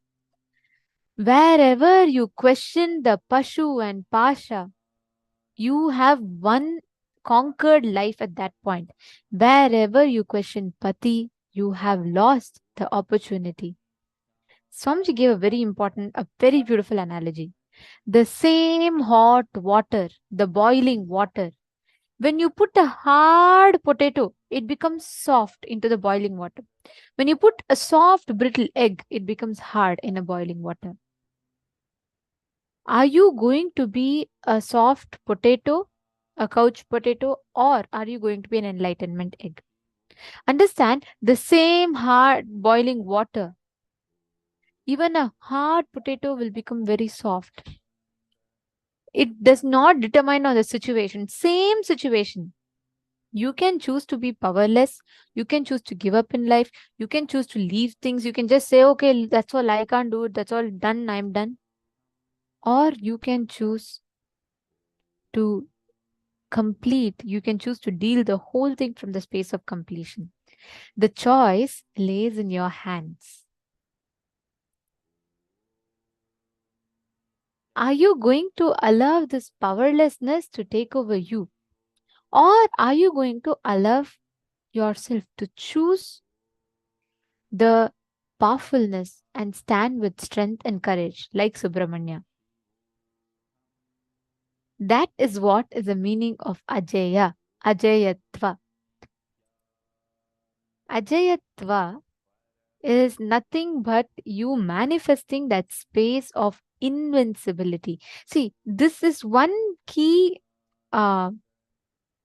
This is one key ingredient, component of Subramania's inner space, which we can very easily manifest. And if we manifest, we can experience that same intensity, that same courage, that same valor strength in our lives. So many times we all see, right? Okay, there's some issues happening in life. There's so many conflicts and situations. How do I deal with it? Ask yourself that question. How do you deal with it? You stop questioning the pati. Many times Swamiji tells, and when you just listen to what Swamiji tells, he gives you that experience. I always share this one experience, and if anyone has already heard it, enjoy it one more time. All those who have not heard it, you'll all surely enjoy this. I have experientially learned what it means to never question the pati. During the 2016 or 2017 time, there was one project called the Nithyananda Sadashiva Sena, where all of us used to, one group of us used to travel from one place to another, and we used to visit houses and do Pada Puja, healing and everything to people. And at that time, one group of us had been to Chennai, and we were all doing these house visits and all of that. At that point in time, each of us, so basically what we used to do, each of us used to take like one vehicles, and we used to go travel to different parts wherever people have requested for healing, and we used to go and heal them. Swamiji only told us one thing: wherever you are going, keep an Atmamurti always with you and go. Right? Swamiji's form, Atmamurti. So all of us had Atmamurti in our cars, of course, but what we started doing was, as time passed by, we thought, okay, we're just going to a nearby shop and coming back, and it's fine. Like, it used to be there, but we used to not make sure. It was not that consciously we didn't keep it, but we all became casual with it. We thought, okay, if it's there or not, it's okay. It somehow just slips my mind. But there was one team, like two people in particular, who used to always, like almost always, make sure that there's an Atmamurti in the car. Even if they're washing the car, they'll not remove the Atmamurti. They used to be like really so particular about it. They'll not leave even for a small test drive outside in the road. They'll keep Atmamurti and go. They used to always do this, okay? And it so happened that one team, around 7 people, went in the car, and they went to attend to one of the devotees' house. So they finished the healing and everything, and they came back. When they were coming back, it was a slope, it was a downhill, and they were coming back in quite an high speed, and their car lost the brake controls, the brake wires. So the brake wires stopped working in the car. And there's a big truck standing here, and this car is speeding. 7 of our sannyasis inside the car. The car came straight and rammed into the truck. Like completely, the whole front part of the car was completely like just crumbled into pieces. The car rammed into the truck straight, and it was literally crushed. So imagine the status, right? And in just 5-10 minutes, the person is calling from the car, and she's literally saying, "Ma, we have been into an accident." And we are little shocked and surprised, because this person, instead of crying or in shock, she is like laughing. She is like amazed. She then said, the whole car is completely crumbled in the front. It rammed into the truck. The glass is broken. Airbag didn't work. Everything went wrong. But just one thing saved them. Not a single one of them got even a scratch, not even a bruise, not even a mark that they've been through such a terrific accident. Not one person got affected. And she shared beautifully how the moment when car was just ramming into the truck, right? Suddenly from behind the seat, Swamiji's Atmamurti just flew to the front, and that broke into 7 pieces. There were exactly 7 people in the car, and the Atmamurti broke into 7 pieces. All the glass pieces fell on Swamiji's padukas, as if it was like some magnet that took up the whole thing onto itself. And mind you, there were no airbags, but the driver or the person in the front seat had zero impact. They did not have anything happening to them. Not even a scratch, not even a bruise on them, not even a swelling. The Atma Murti broke exactly into 7 pieces. Don't think it's a coincidence. Swamiji said that day all 7 of them were destined to die in that accident, but just because they had Atma Murti took the whole thing on itself and they were all saved. 7 lives were saved that day. Never question the Pati. When Swamiji said keep Atma Murti, we never took it we did, but we started becoming casual with it. The one team that was integrated to it, just 2 people who were integrated to it saved a whole team. That is the power of you following the Guru Vak without questioning the Pati. Many times, instead of asking ourselves, we ask the Guru why. We say, oh, Swamiji bless, it should happen. Correct, it should happen. You go and ask Swamiji blessings for reducing your body. Swamiji blesses and says, do yoga. Did you do that yoga? You have to ask yourself that. That is what is questioning the bondage and the bound soul, questioning the patterns. Take a few minutes, go back into your life, pen down at least 25 incidents in your life where you question the Pati. Whenever you question Guru, whenever you question the life, both. Pen down 25 incidents in your life. When you flared up, you questioned Paramashiva Guru. You questioned the Pati. You said, oh God, why is life doing this to me? Why is life treating me like this? Write down these 25 incidents. I request everyone to sincerely do this now. This is a very, very important preparation for today's initiation. So please sit and do this sincerely. Even simple things such as, oh, okay, I cannot, Swamiji is told to do yoga.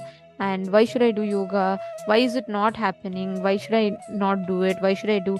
All the questions that you ask. Wherever you question Swamiji's Guru Vak to you, as opposed to your patterns, pen them down.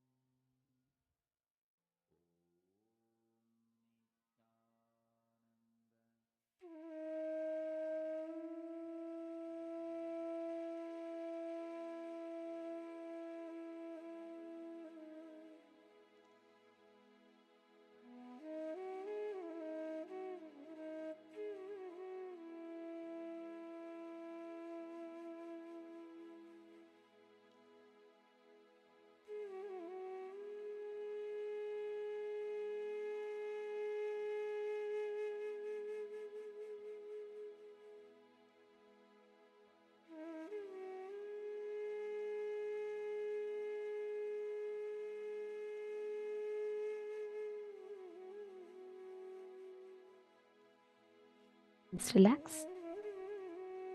Hope all of you have written down.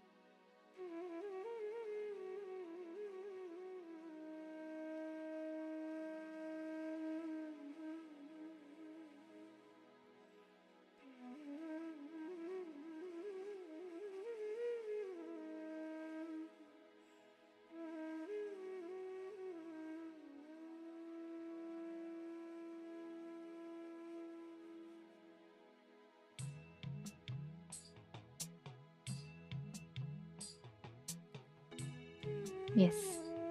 Now, let us all enter into the next part. See, every time inside of you, there is any part of you that is questioning the pati. It should ring an alarm inside of yourself. Automatically, it should ring a bell in your head. Oh my God, this is what it is. I should not entertain this thought current inside of me. I should not allow this inside of me. Simple integrity, simple obedience. That's all. Simple integrity and simple obedience is the key for you to manifest anything that you want in life. Whenever you are stuck, right? Whenever you are stuck in this loop of, you feel like, this is not happening, and you're not able to manifest, you're not able to create what you want in life. Every time, Swamiji briefly tells, what exactly is that simple integrity and simple obedience? Just knowing, simple attachment. Hey, Swamiji told, that's all. There's no question of anything else. If Swamiji has told, Swamiji will take care. Let me just do the bare minimum of me doing what I am supposed to do. That's all. That is simple integrity and simple obedience. Simple attachment to the Guru. Not having calculated, measured responses to the Guru. Whenever you are stuck in such a situation, whenever you think, I can negotiate with the Guru for anything, be very clear, you lose what you negotiate with the Guru for and you lose the Guru. But if you think, I can negotiate to the whole world for my Guru, you will get your Guru and you will get whatever you are negotiating with the world for. That is the simple formula in life. Whatever you are negotiating for, just see, are you questioning the pati or are you questioning the bound soul and the bondage? That's the only thing you need to measure yourself with. That's the only thing that you need to work on. The only thing that you need to take care about. Just make sure you are not doing the whole cycle of questioning the pati. Every time you do that, remember, you put yourself into that same loop again and again and again. Simple integrity, simple obedience, simple attachment. That is the key. With simple integrity and simple obedience and simple attachment to the Guru, you can conquer the whole world. Paramashiva, it is Subramanya's simple attachment and simple obedience to Paramashiva that makes him manifest whatever he wants. Every time, whenever Paramashiva tested Subramanya in different situations, each time Subramanya stood up and he said, no, I will not question Paramashiva. I know whatever he says for me is for my own good. I will not question. Understand that is the essence of life. And now we are going to be learning about that. Simple integrity and simple attachment.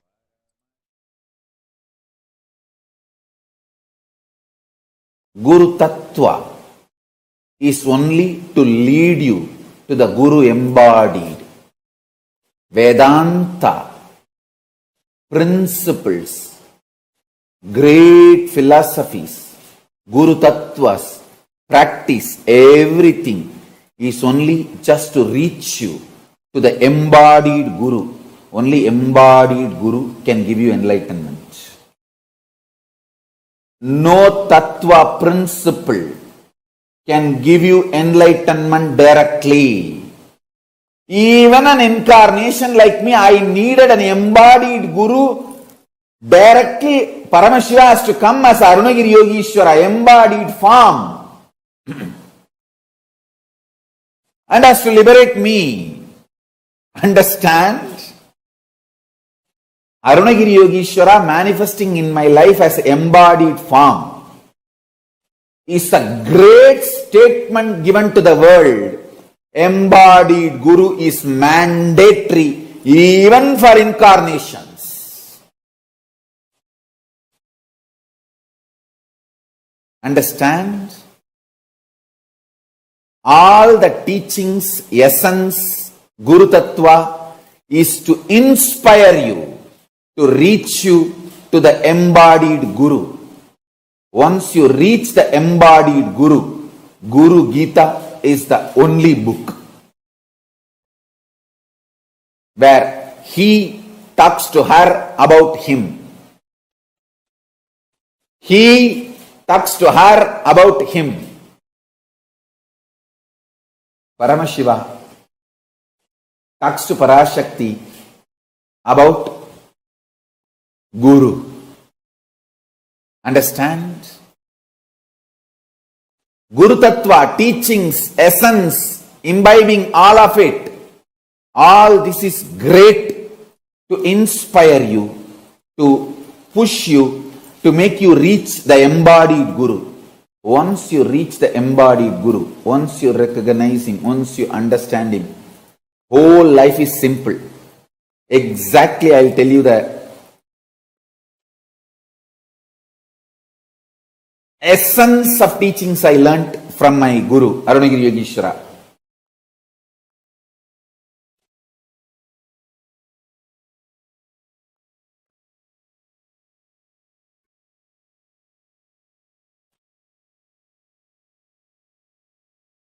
Simple word. If I have to translate the essence of what I received from Arunagiri Yogishwara, have simple attachment to the embodied Guru, simple obedience to embodied Guru. That's all.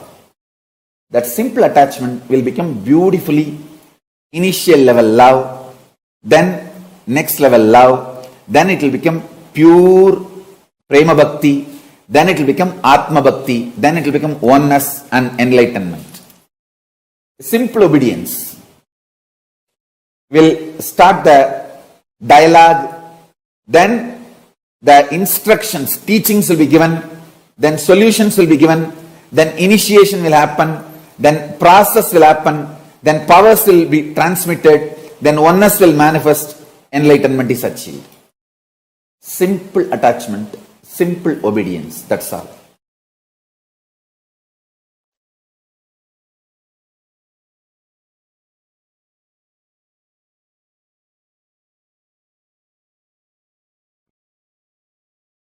All teachings, Guru Tattva, essence to be imbibed, all this ultimate truth, everything is only to connect you to the embodied Guru.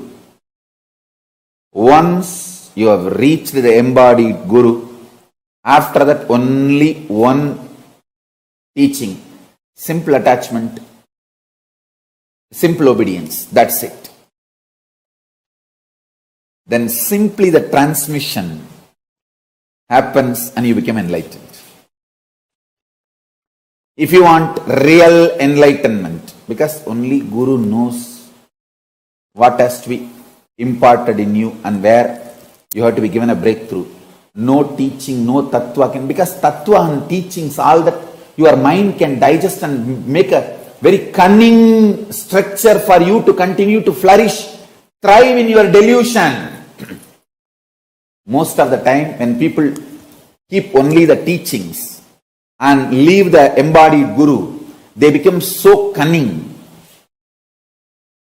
to make the structure for themselves internally, mentally, to thrive in their delusion and continue to feel that they are great spiritual seekers or enlightened beings. If your Vedanta, Guru Tattva, all the ideas you learnt, after reaching Guru, if they are trying to stop you, divert you or obstacle, drop the ideas and concepts and philosophies you learnt, not the Guru. Guru is living real being. Drop the teachings, not the Guru.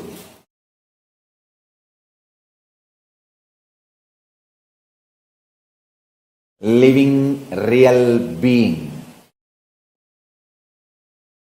is the only one who can transmit the Shaktipada, power manifestation, and give you enlightenment. If you are a real seeker, seeking real enlightenment, simple attachment, simple obedience to the Guru, that's it. Embodied Guru, that's it. And anything else comes in between you and your embodied Guru, drop all of it. Do tyaga of everything else. Simple attachment, simple obedience is the only truth. Do tyaga of everything else other than this one. That's the essence of what I received from my Guru Arunagiri Yogeshwara. This is a big statement Paramashiva is giving. Hey, when I incarnate, I assume the body of the Guru, I become embodied Guru and initiate myself and get enlightened. This is a statement he is making to the world. Embodied Guru is the essence of all Guru Tattva ideas, philosophies, principles. Only embodied Guru can give you enlightenment and make you manifest the next higher level consciousness. Only embodied Guru can give you the breakthrough. Without embodied Guru, with just a philosophy, you only become more cunning. And you create your own structure and justify your delusion. All just philosophy, principle, teachings, ideas, concepts without embodied living Guru only makes you more deluded and your delusion becomes justified delusion. When you learn to justify your delusion, you become arrogant and absolutely nothing good can happen to you. Doomed.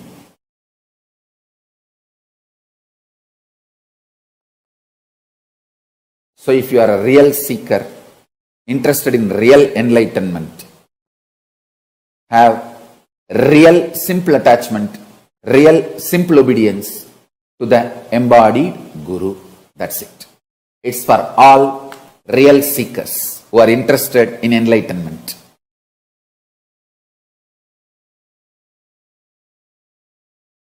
Especially if you are my disciple, you have a special conclusion inside you. Even when your mind goes through mood swings, ups and downs, you know, Swamiji has said, it means it is true. Let me connect to Ganapati. Because Swamiji said, I know it is truth. That gives you the whole strength, like not only your strength, my strength becomes your strength.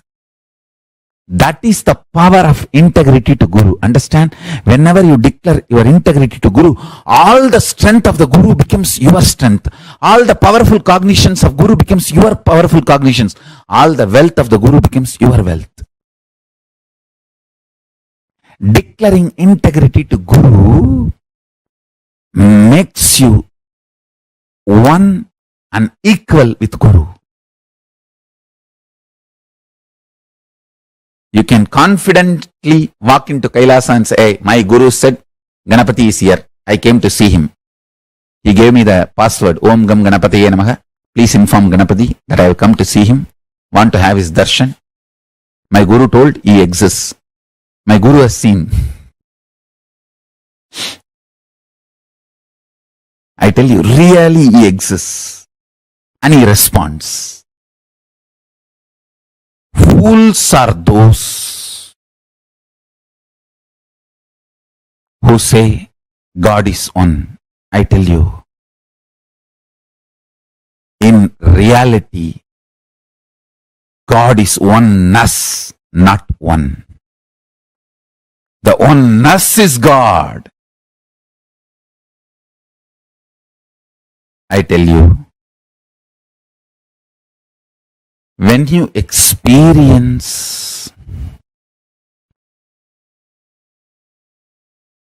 the higher consciousness, decide to be integrated to higher consciousness. In my case, I decided I'll be integrated to my Guru, Arunagiri Yogeshwara, that's all. Just my integrity to my Guru, Arunagiri Yogeshwara.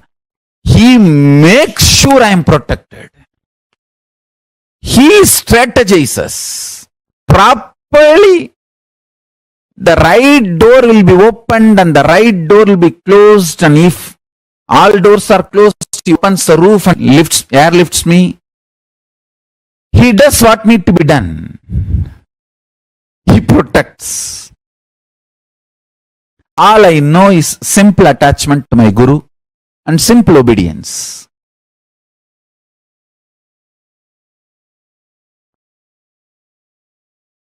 He clearly sends the instruction in the buddhi without any doubt. He just clearly speaks, clearly manifests. I tell you,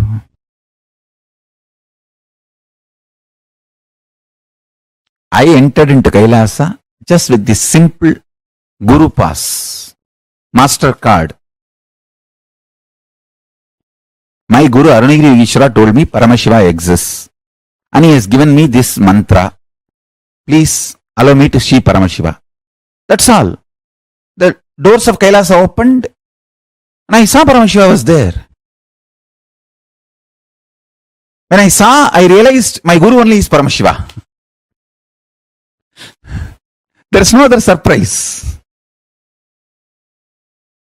Paramashiva came as Guru and gave me the initiation and password and master card and showed me. That's it. He has to come as a Guru because he need to talk to me in the language I understand, and he need to give me the confidence in the form I can connect with. So he assumed the form of my Guru, Arunagiri Yogeshwara, and initiation. That's it. One powerful cognition. Master is master card. Master is master key. Simple integrity to Guru's words. My Guru has said Ganesha exists. He is alive. He exists. Ganesha is there. He is there. Let me connect with him.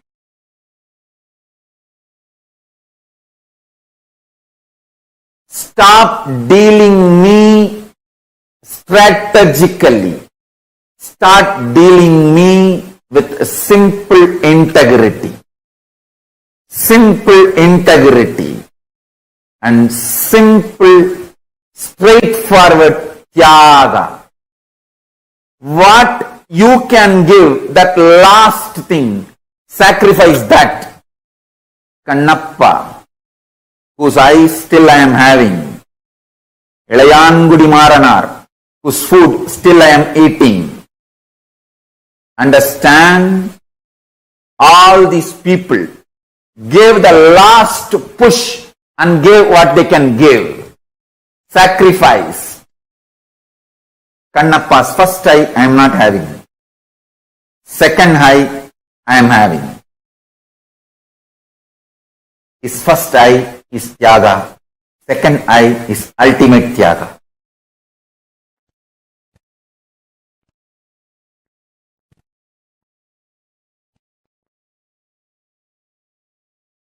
When Ilayangudi Maranar and his wife cooked food for me, they tied cloth on their nose because they did not eat for 3 days.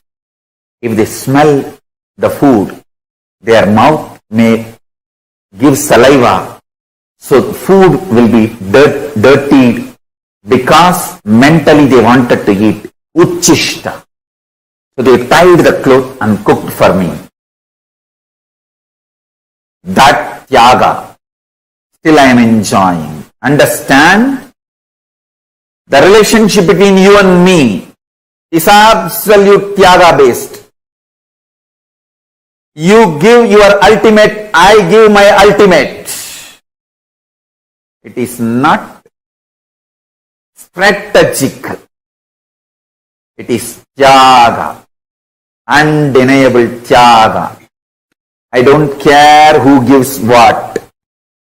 Is it the last thing he is giving? That is what I care. Millions of people give food. I don't eat. Ilayangudi Maranar, the last seed rice he had, he cooked and gave. That is the last he has. That decision, that will persistent, that tyaga is what I am enjoying. And I showered myself for him, on him forever.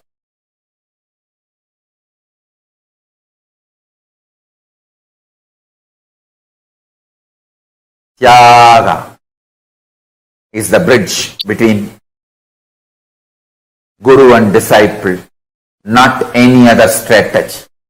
Fifth, simple one-liner, simple attachment, simple obedience. That's it.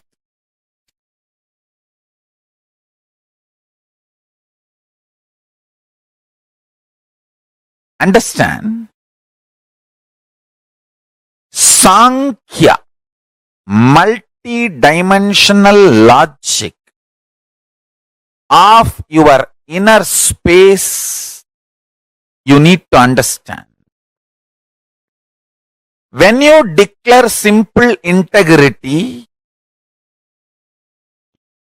to the Guru, you do not lose anything but you gain everything. The benefits you will get by declaring your simple integrity. Simple integrity. Why I use the word simple integrity? No, you don't need to give money. You don't need to even do anything special, separate. It is just conscious declaration. I allow Paramashiva, the ultimate power of the cosmos, to manifest in me as he manifested as my Guru.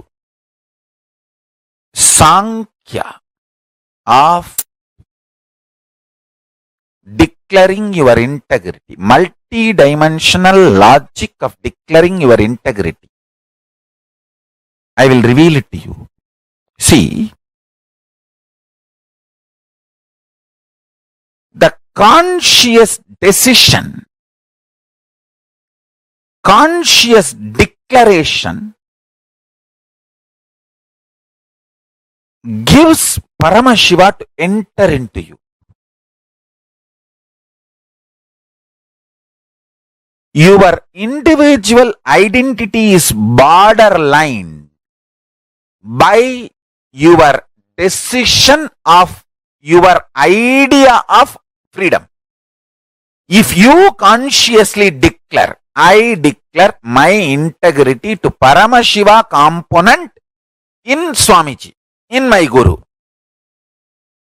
If you declare even that much, that's enough. See, now I have given a very insured declaration. Very secured and insured declaration. You can make a clear disclaimer. I declare my integrity only to Paramashiva component of my Guru Nithyananda Paramashivam.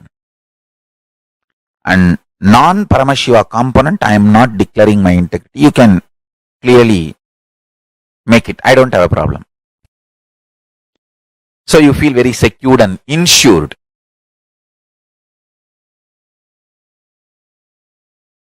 Understand? But this declaring your integrity is too important because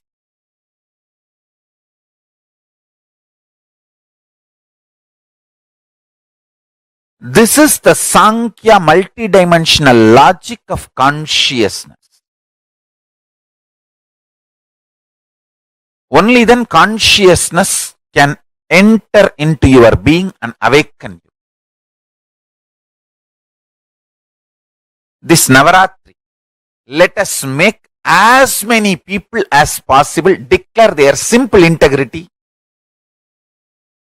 to Paramashiva and celebrate themselves as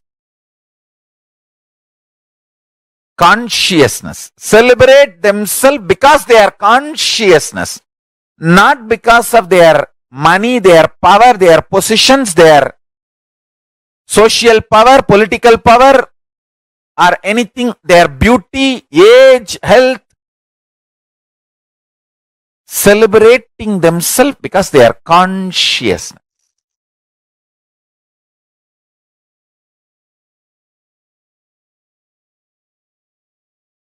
Just these two. Declaring simple integrity to Paramashiva component of your Guru. When you declare your simple integrity to the Paramashiva component of your Guru and you decide to celebrate yourself because you are consciousness, this too is a, I tell you, most successful recipe for power manifestation. Deadly combination. Nothing can kill you after that. Deadly combination for destroying all the ignorance and powerlessness and impossibility.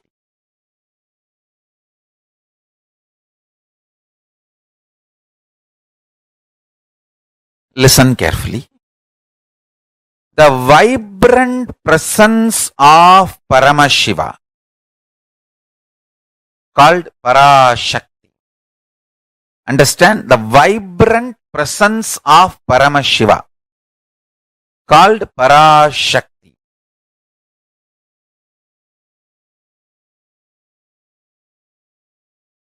manifests as life in you. Listen carefully.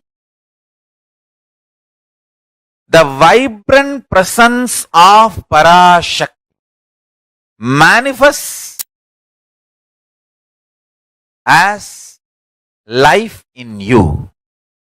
Vibrant presence of Paramashiva manifests in you as Parashakti, as your life,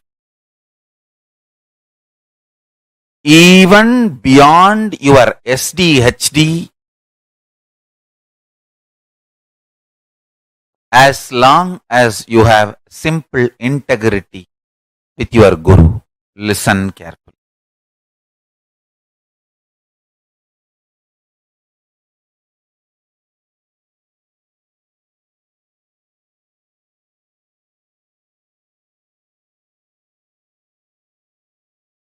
This powerful cognition can manifest the life as you consciously visualize.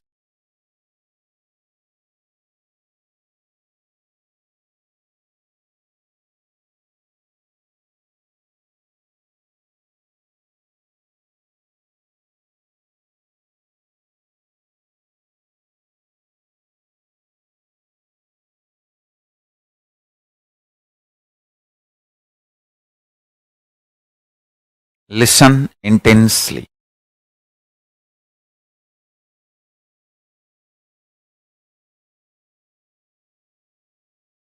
Paramashiva, his presence is Parashakti. whatever you consciously visualize as Paramashiva can manifest as your life. Even if you have SDHD, self-doubt, self-hatred, self-denial, will it manifest or not? As long as you have simple integrity with Guru, his initiation, the power of his initiation will make you manifest your conscious life you aspire for you. Understand? Simple integrity, simple feeling connection with a Guru goes on awakening your Kundalini Shakti and transforms your very DNA and raises the Kundalini Shakti.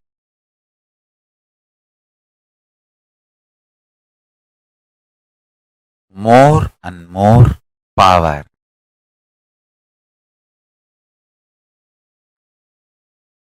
Goes on manifesting in your system with more and more powerful cognition.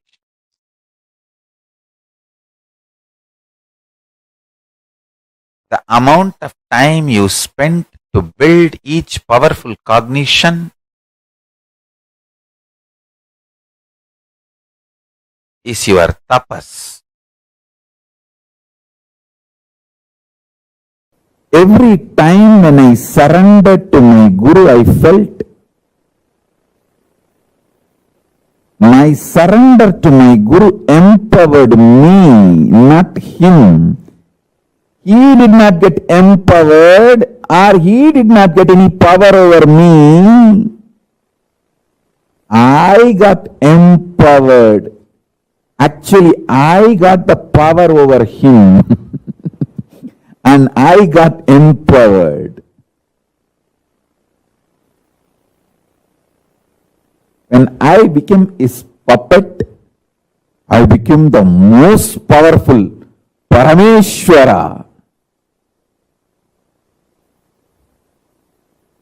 I did not lose anything. I only gained everything. I tell you. When I started realizing this, my surrender became intense. My surrender became intense.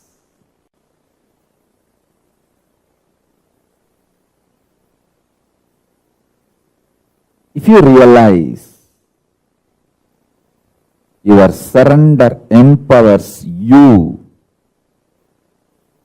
I tell you,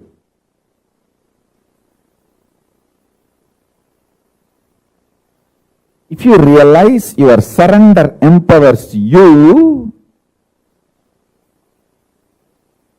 your surrender gets more and more intense. And the higher realities opens for you.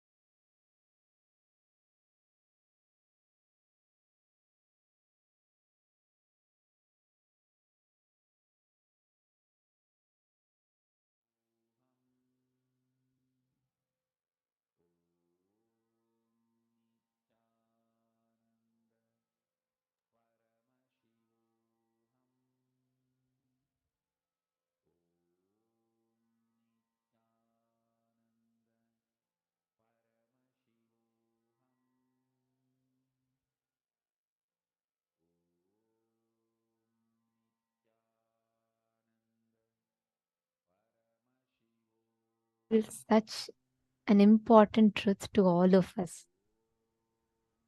One of the most important things for us to understand.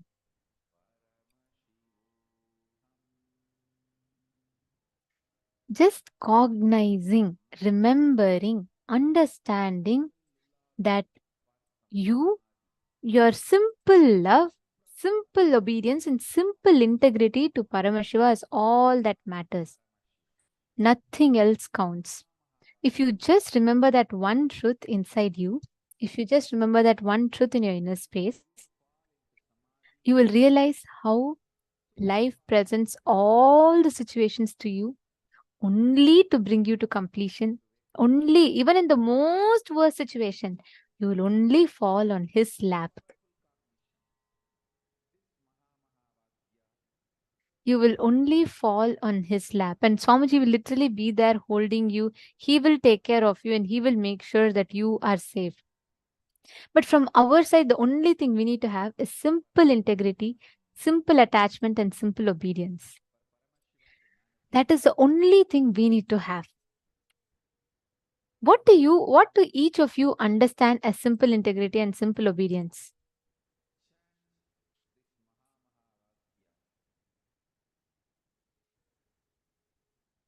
Can I request every one of you to post? What did you understand as simple integrity and simple obedience? Come on, please share with us. Questioning life and is questioning Guru one and the same? Priyatma Surupini, I think you have asked some time back. Yes. Understand what self-doubt turns into doubt on life. Doubt on life is nothing but doubt on Guru. Because what you're projecting as life will turn towards Guru. So every time you're questioning you're questioning life is you questioning Guru. It is one and the same. Come on, can I request each of you to post what is simple integrity and simple attachment according to you? Krista Heltman, see, you're saying listening to what Swamiji says, following without question. Then it becomes like a rule. It becomes like a restriction upon us. You should always understand how it empowers you. Ma Priyesha is asking, what is the meaning of questioning? What is the meaning of the phrase negotiating with the Guru Ma? Can you explain with an example? Did you listen to that Atma Murti and that car incident that I gave? Ma Priyesha?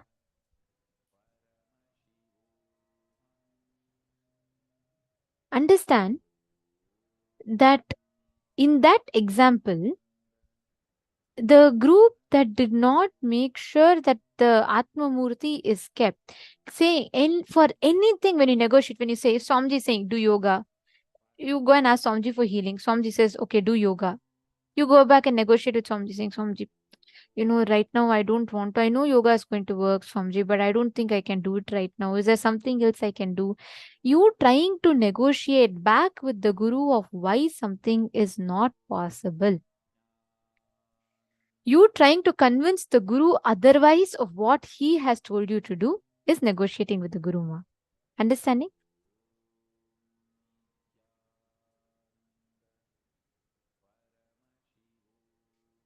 Are all of you catching it? Can I request every one of you to post what do you understand as that? Surrender. Okay, Ma Lita is saying surrender, Ma. Is it like simply surrender? Yes. But understanding that whether it is my experience or not, whether it is my own experience or not, I know when, because Swamiji has told, it will become a reality. Because Swamiji is taking care, it will become a reality. Even if you mechanically function with that understanding. Simple love. Why do you do something? Because you love Swamiji. That's all. There should be no reason for it. As long as you try to justify something with the reason, right? You will keep putting yourself through that loop again and again. If you just realize whether I like it or not, whether I believe it or not, accept it or not, I know Swamiji loves me. Because Swamiji loves me, he will take care of me. That's all. That's the only thing that we need to do. And if just with that one thing in our inner space, we will be able to see completely a different perspective of life. No matter what, you don't need to calculate for any risks. Swamiji will simply take care and he will make sure that the whole thing is being attended to, it is being taken care of. Every one of you that are sitting here, just simple integrity and simple obedience. That's the only thing that we need to have. That's the only thing that we need to take care of. The only thing we need to see. Everything else that comes your way, all the risks that you'll have to take, Swamiji will take care of it. That is the key.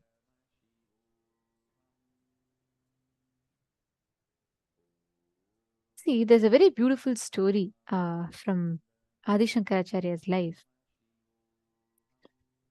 He goes to Adi Shankaracharya's, he's going around begging for food, and one old woman who has nothing in her house at all.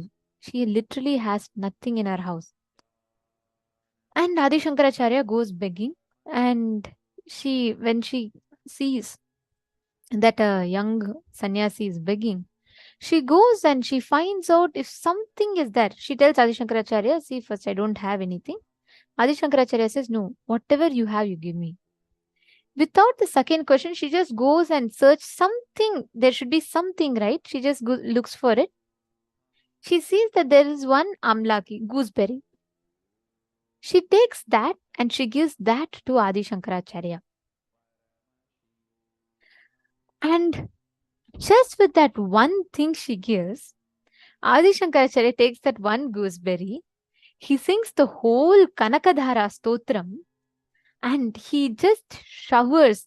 The Kanakadhara Stotram is basically Stotram singing on Devi Lakshmi. He sings that whole Stotram, and Devi showers that showers that woman with golden gooseberries. And it says suddenly her house literally everything becomes gold. She did not do any calculated measure. She didn't say anything like that. She just did from her side. What is it that she can do from her side? She took that one step. Immediately, immediately Lakshmi showers her with what she wants. When you take the step of what you can do from your side, with simple integrity, just knowing, hey, Swamiji told I can manifest powers. Then no question of entertaining my self-doubt. Let me sit and manifest powers. That simple integrity and that simple obedience, that is what is called simple integrity. Not waiting for your logic to convince you, and not waiting for you to convince your logic. You doing the moment Swamiji tells something. If Swamiji says next 21 days, do Nirahara, just doing that Nirahara. But not from the context. See, many times you should not do it like a rule. You should do it with the understanding that just because Swamiji told, let me do it. It should be inspiration. If it becomes rule, you will just follow the letter but forget the spirit. It will only become a suffocation on you. You will not be able to identify what exactly is the context of it or the benefits of it, the experience of it. You just need to understand Swamiji told. Just because Swamiji told, let me do it. That's all. Understanding? Now let's all do a very beautiful round of power manifestation. This is a very beautiful power that Swamiji has given. Just by connecting to a person, just by listening to the name of a person, you will be able to describe the details of that person. It's Sarvajñatva. Basically, what you will do is, just ask, you all can partner amongst yourselves here. Ma Antusaha can partner with Ma Chetna Patel. Each of you partner up with yourself. Just for this round of power manifestation, the focus mode will be removed. You all can partner up with yourselves here.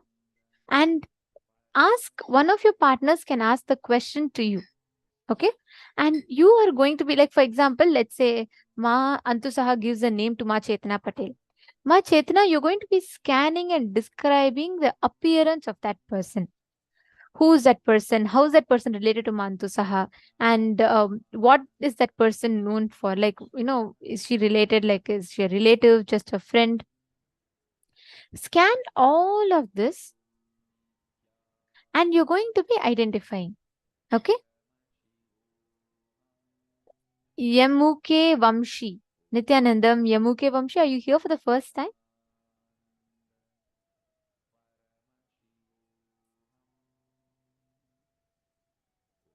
Very nice. Welcome.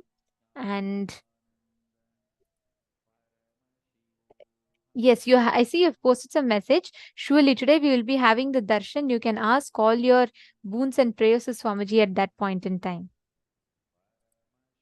All right. So let us all now enter into the power manifestation. I request every one of you connect to your partner and have them ask you any name that they want. You're going to be scanning and identifying who's that person, what they do,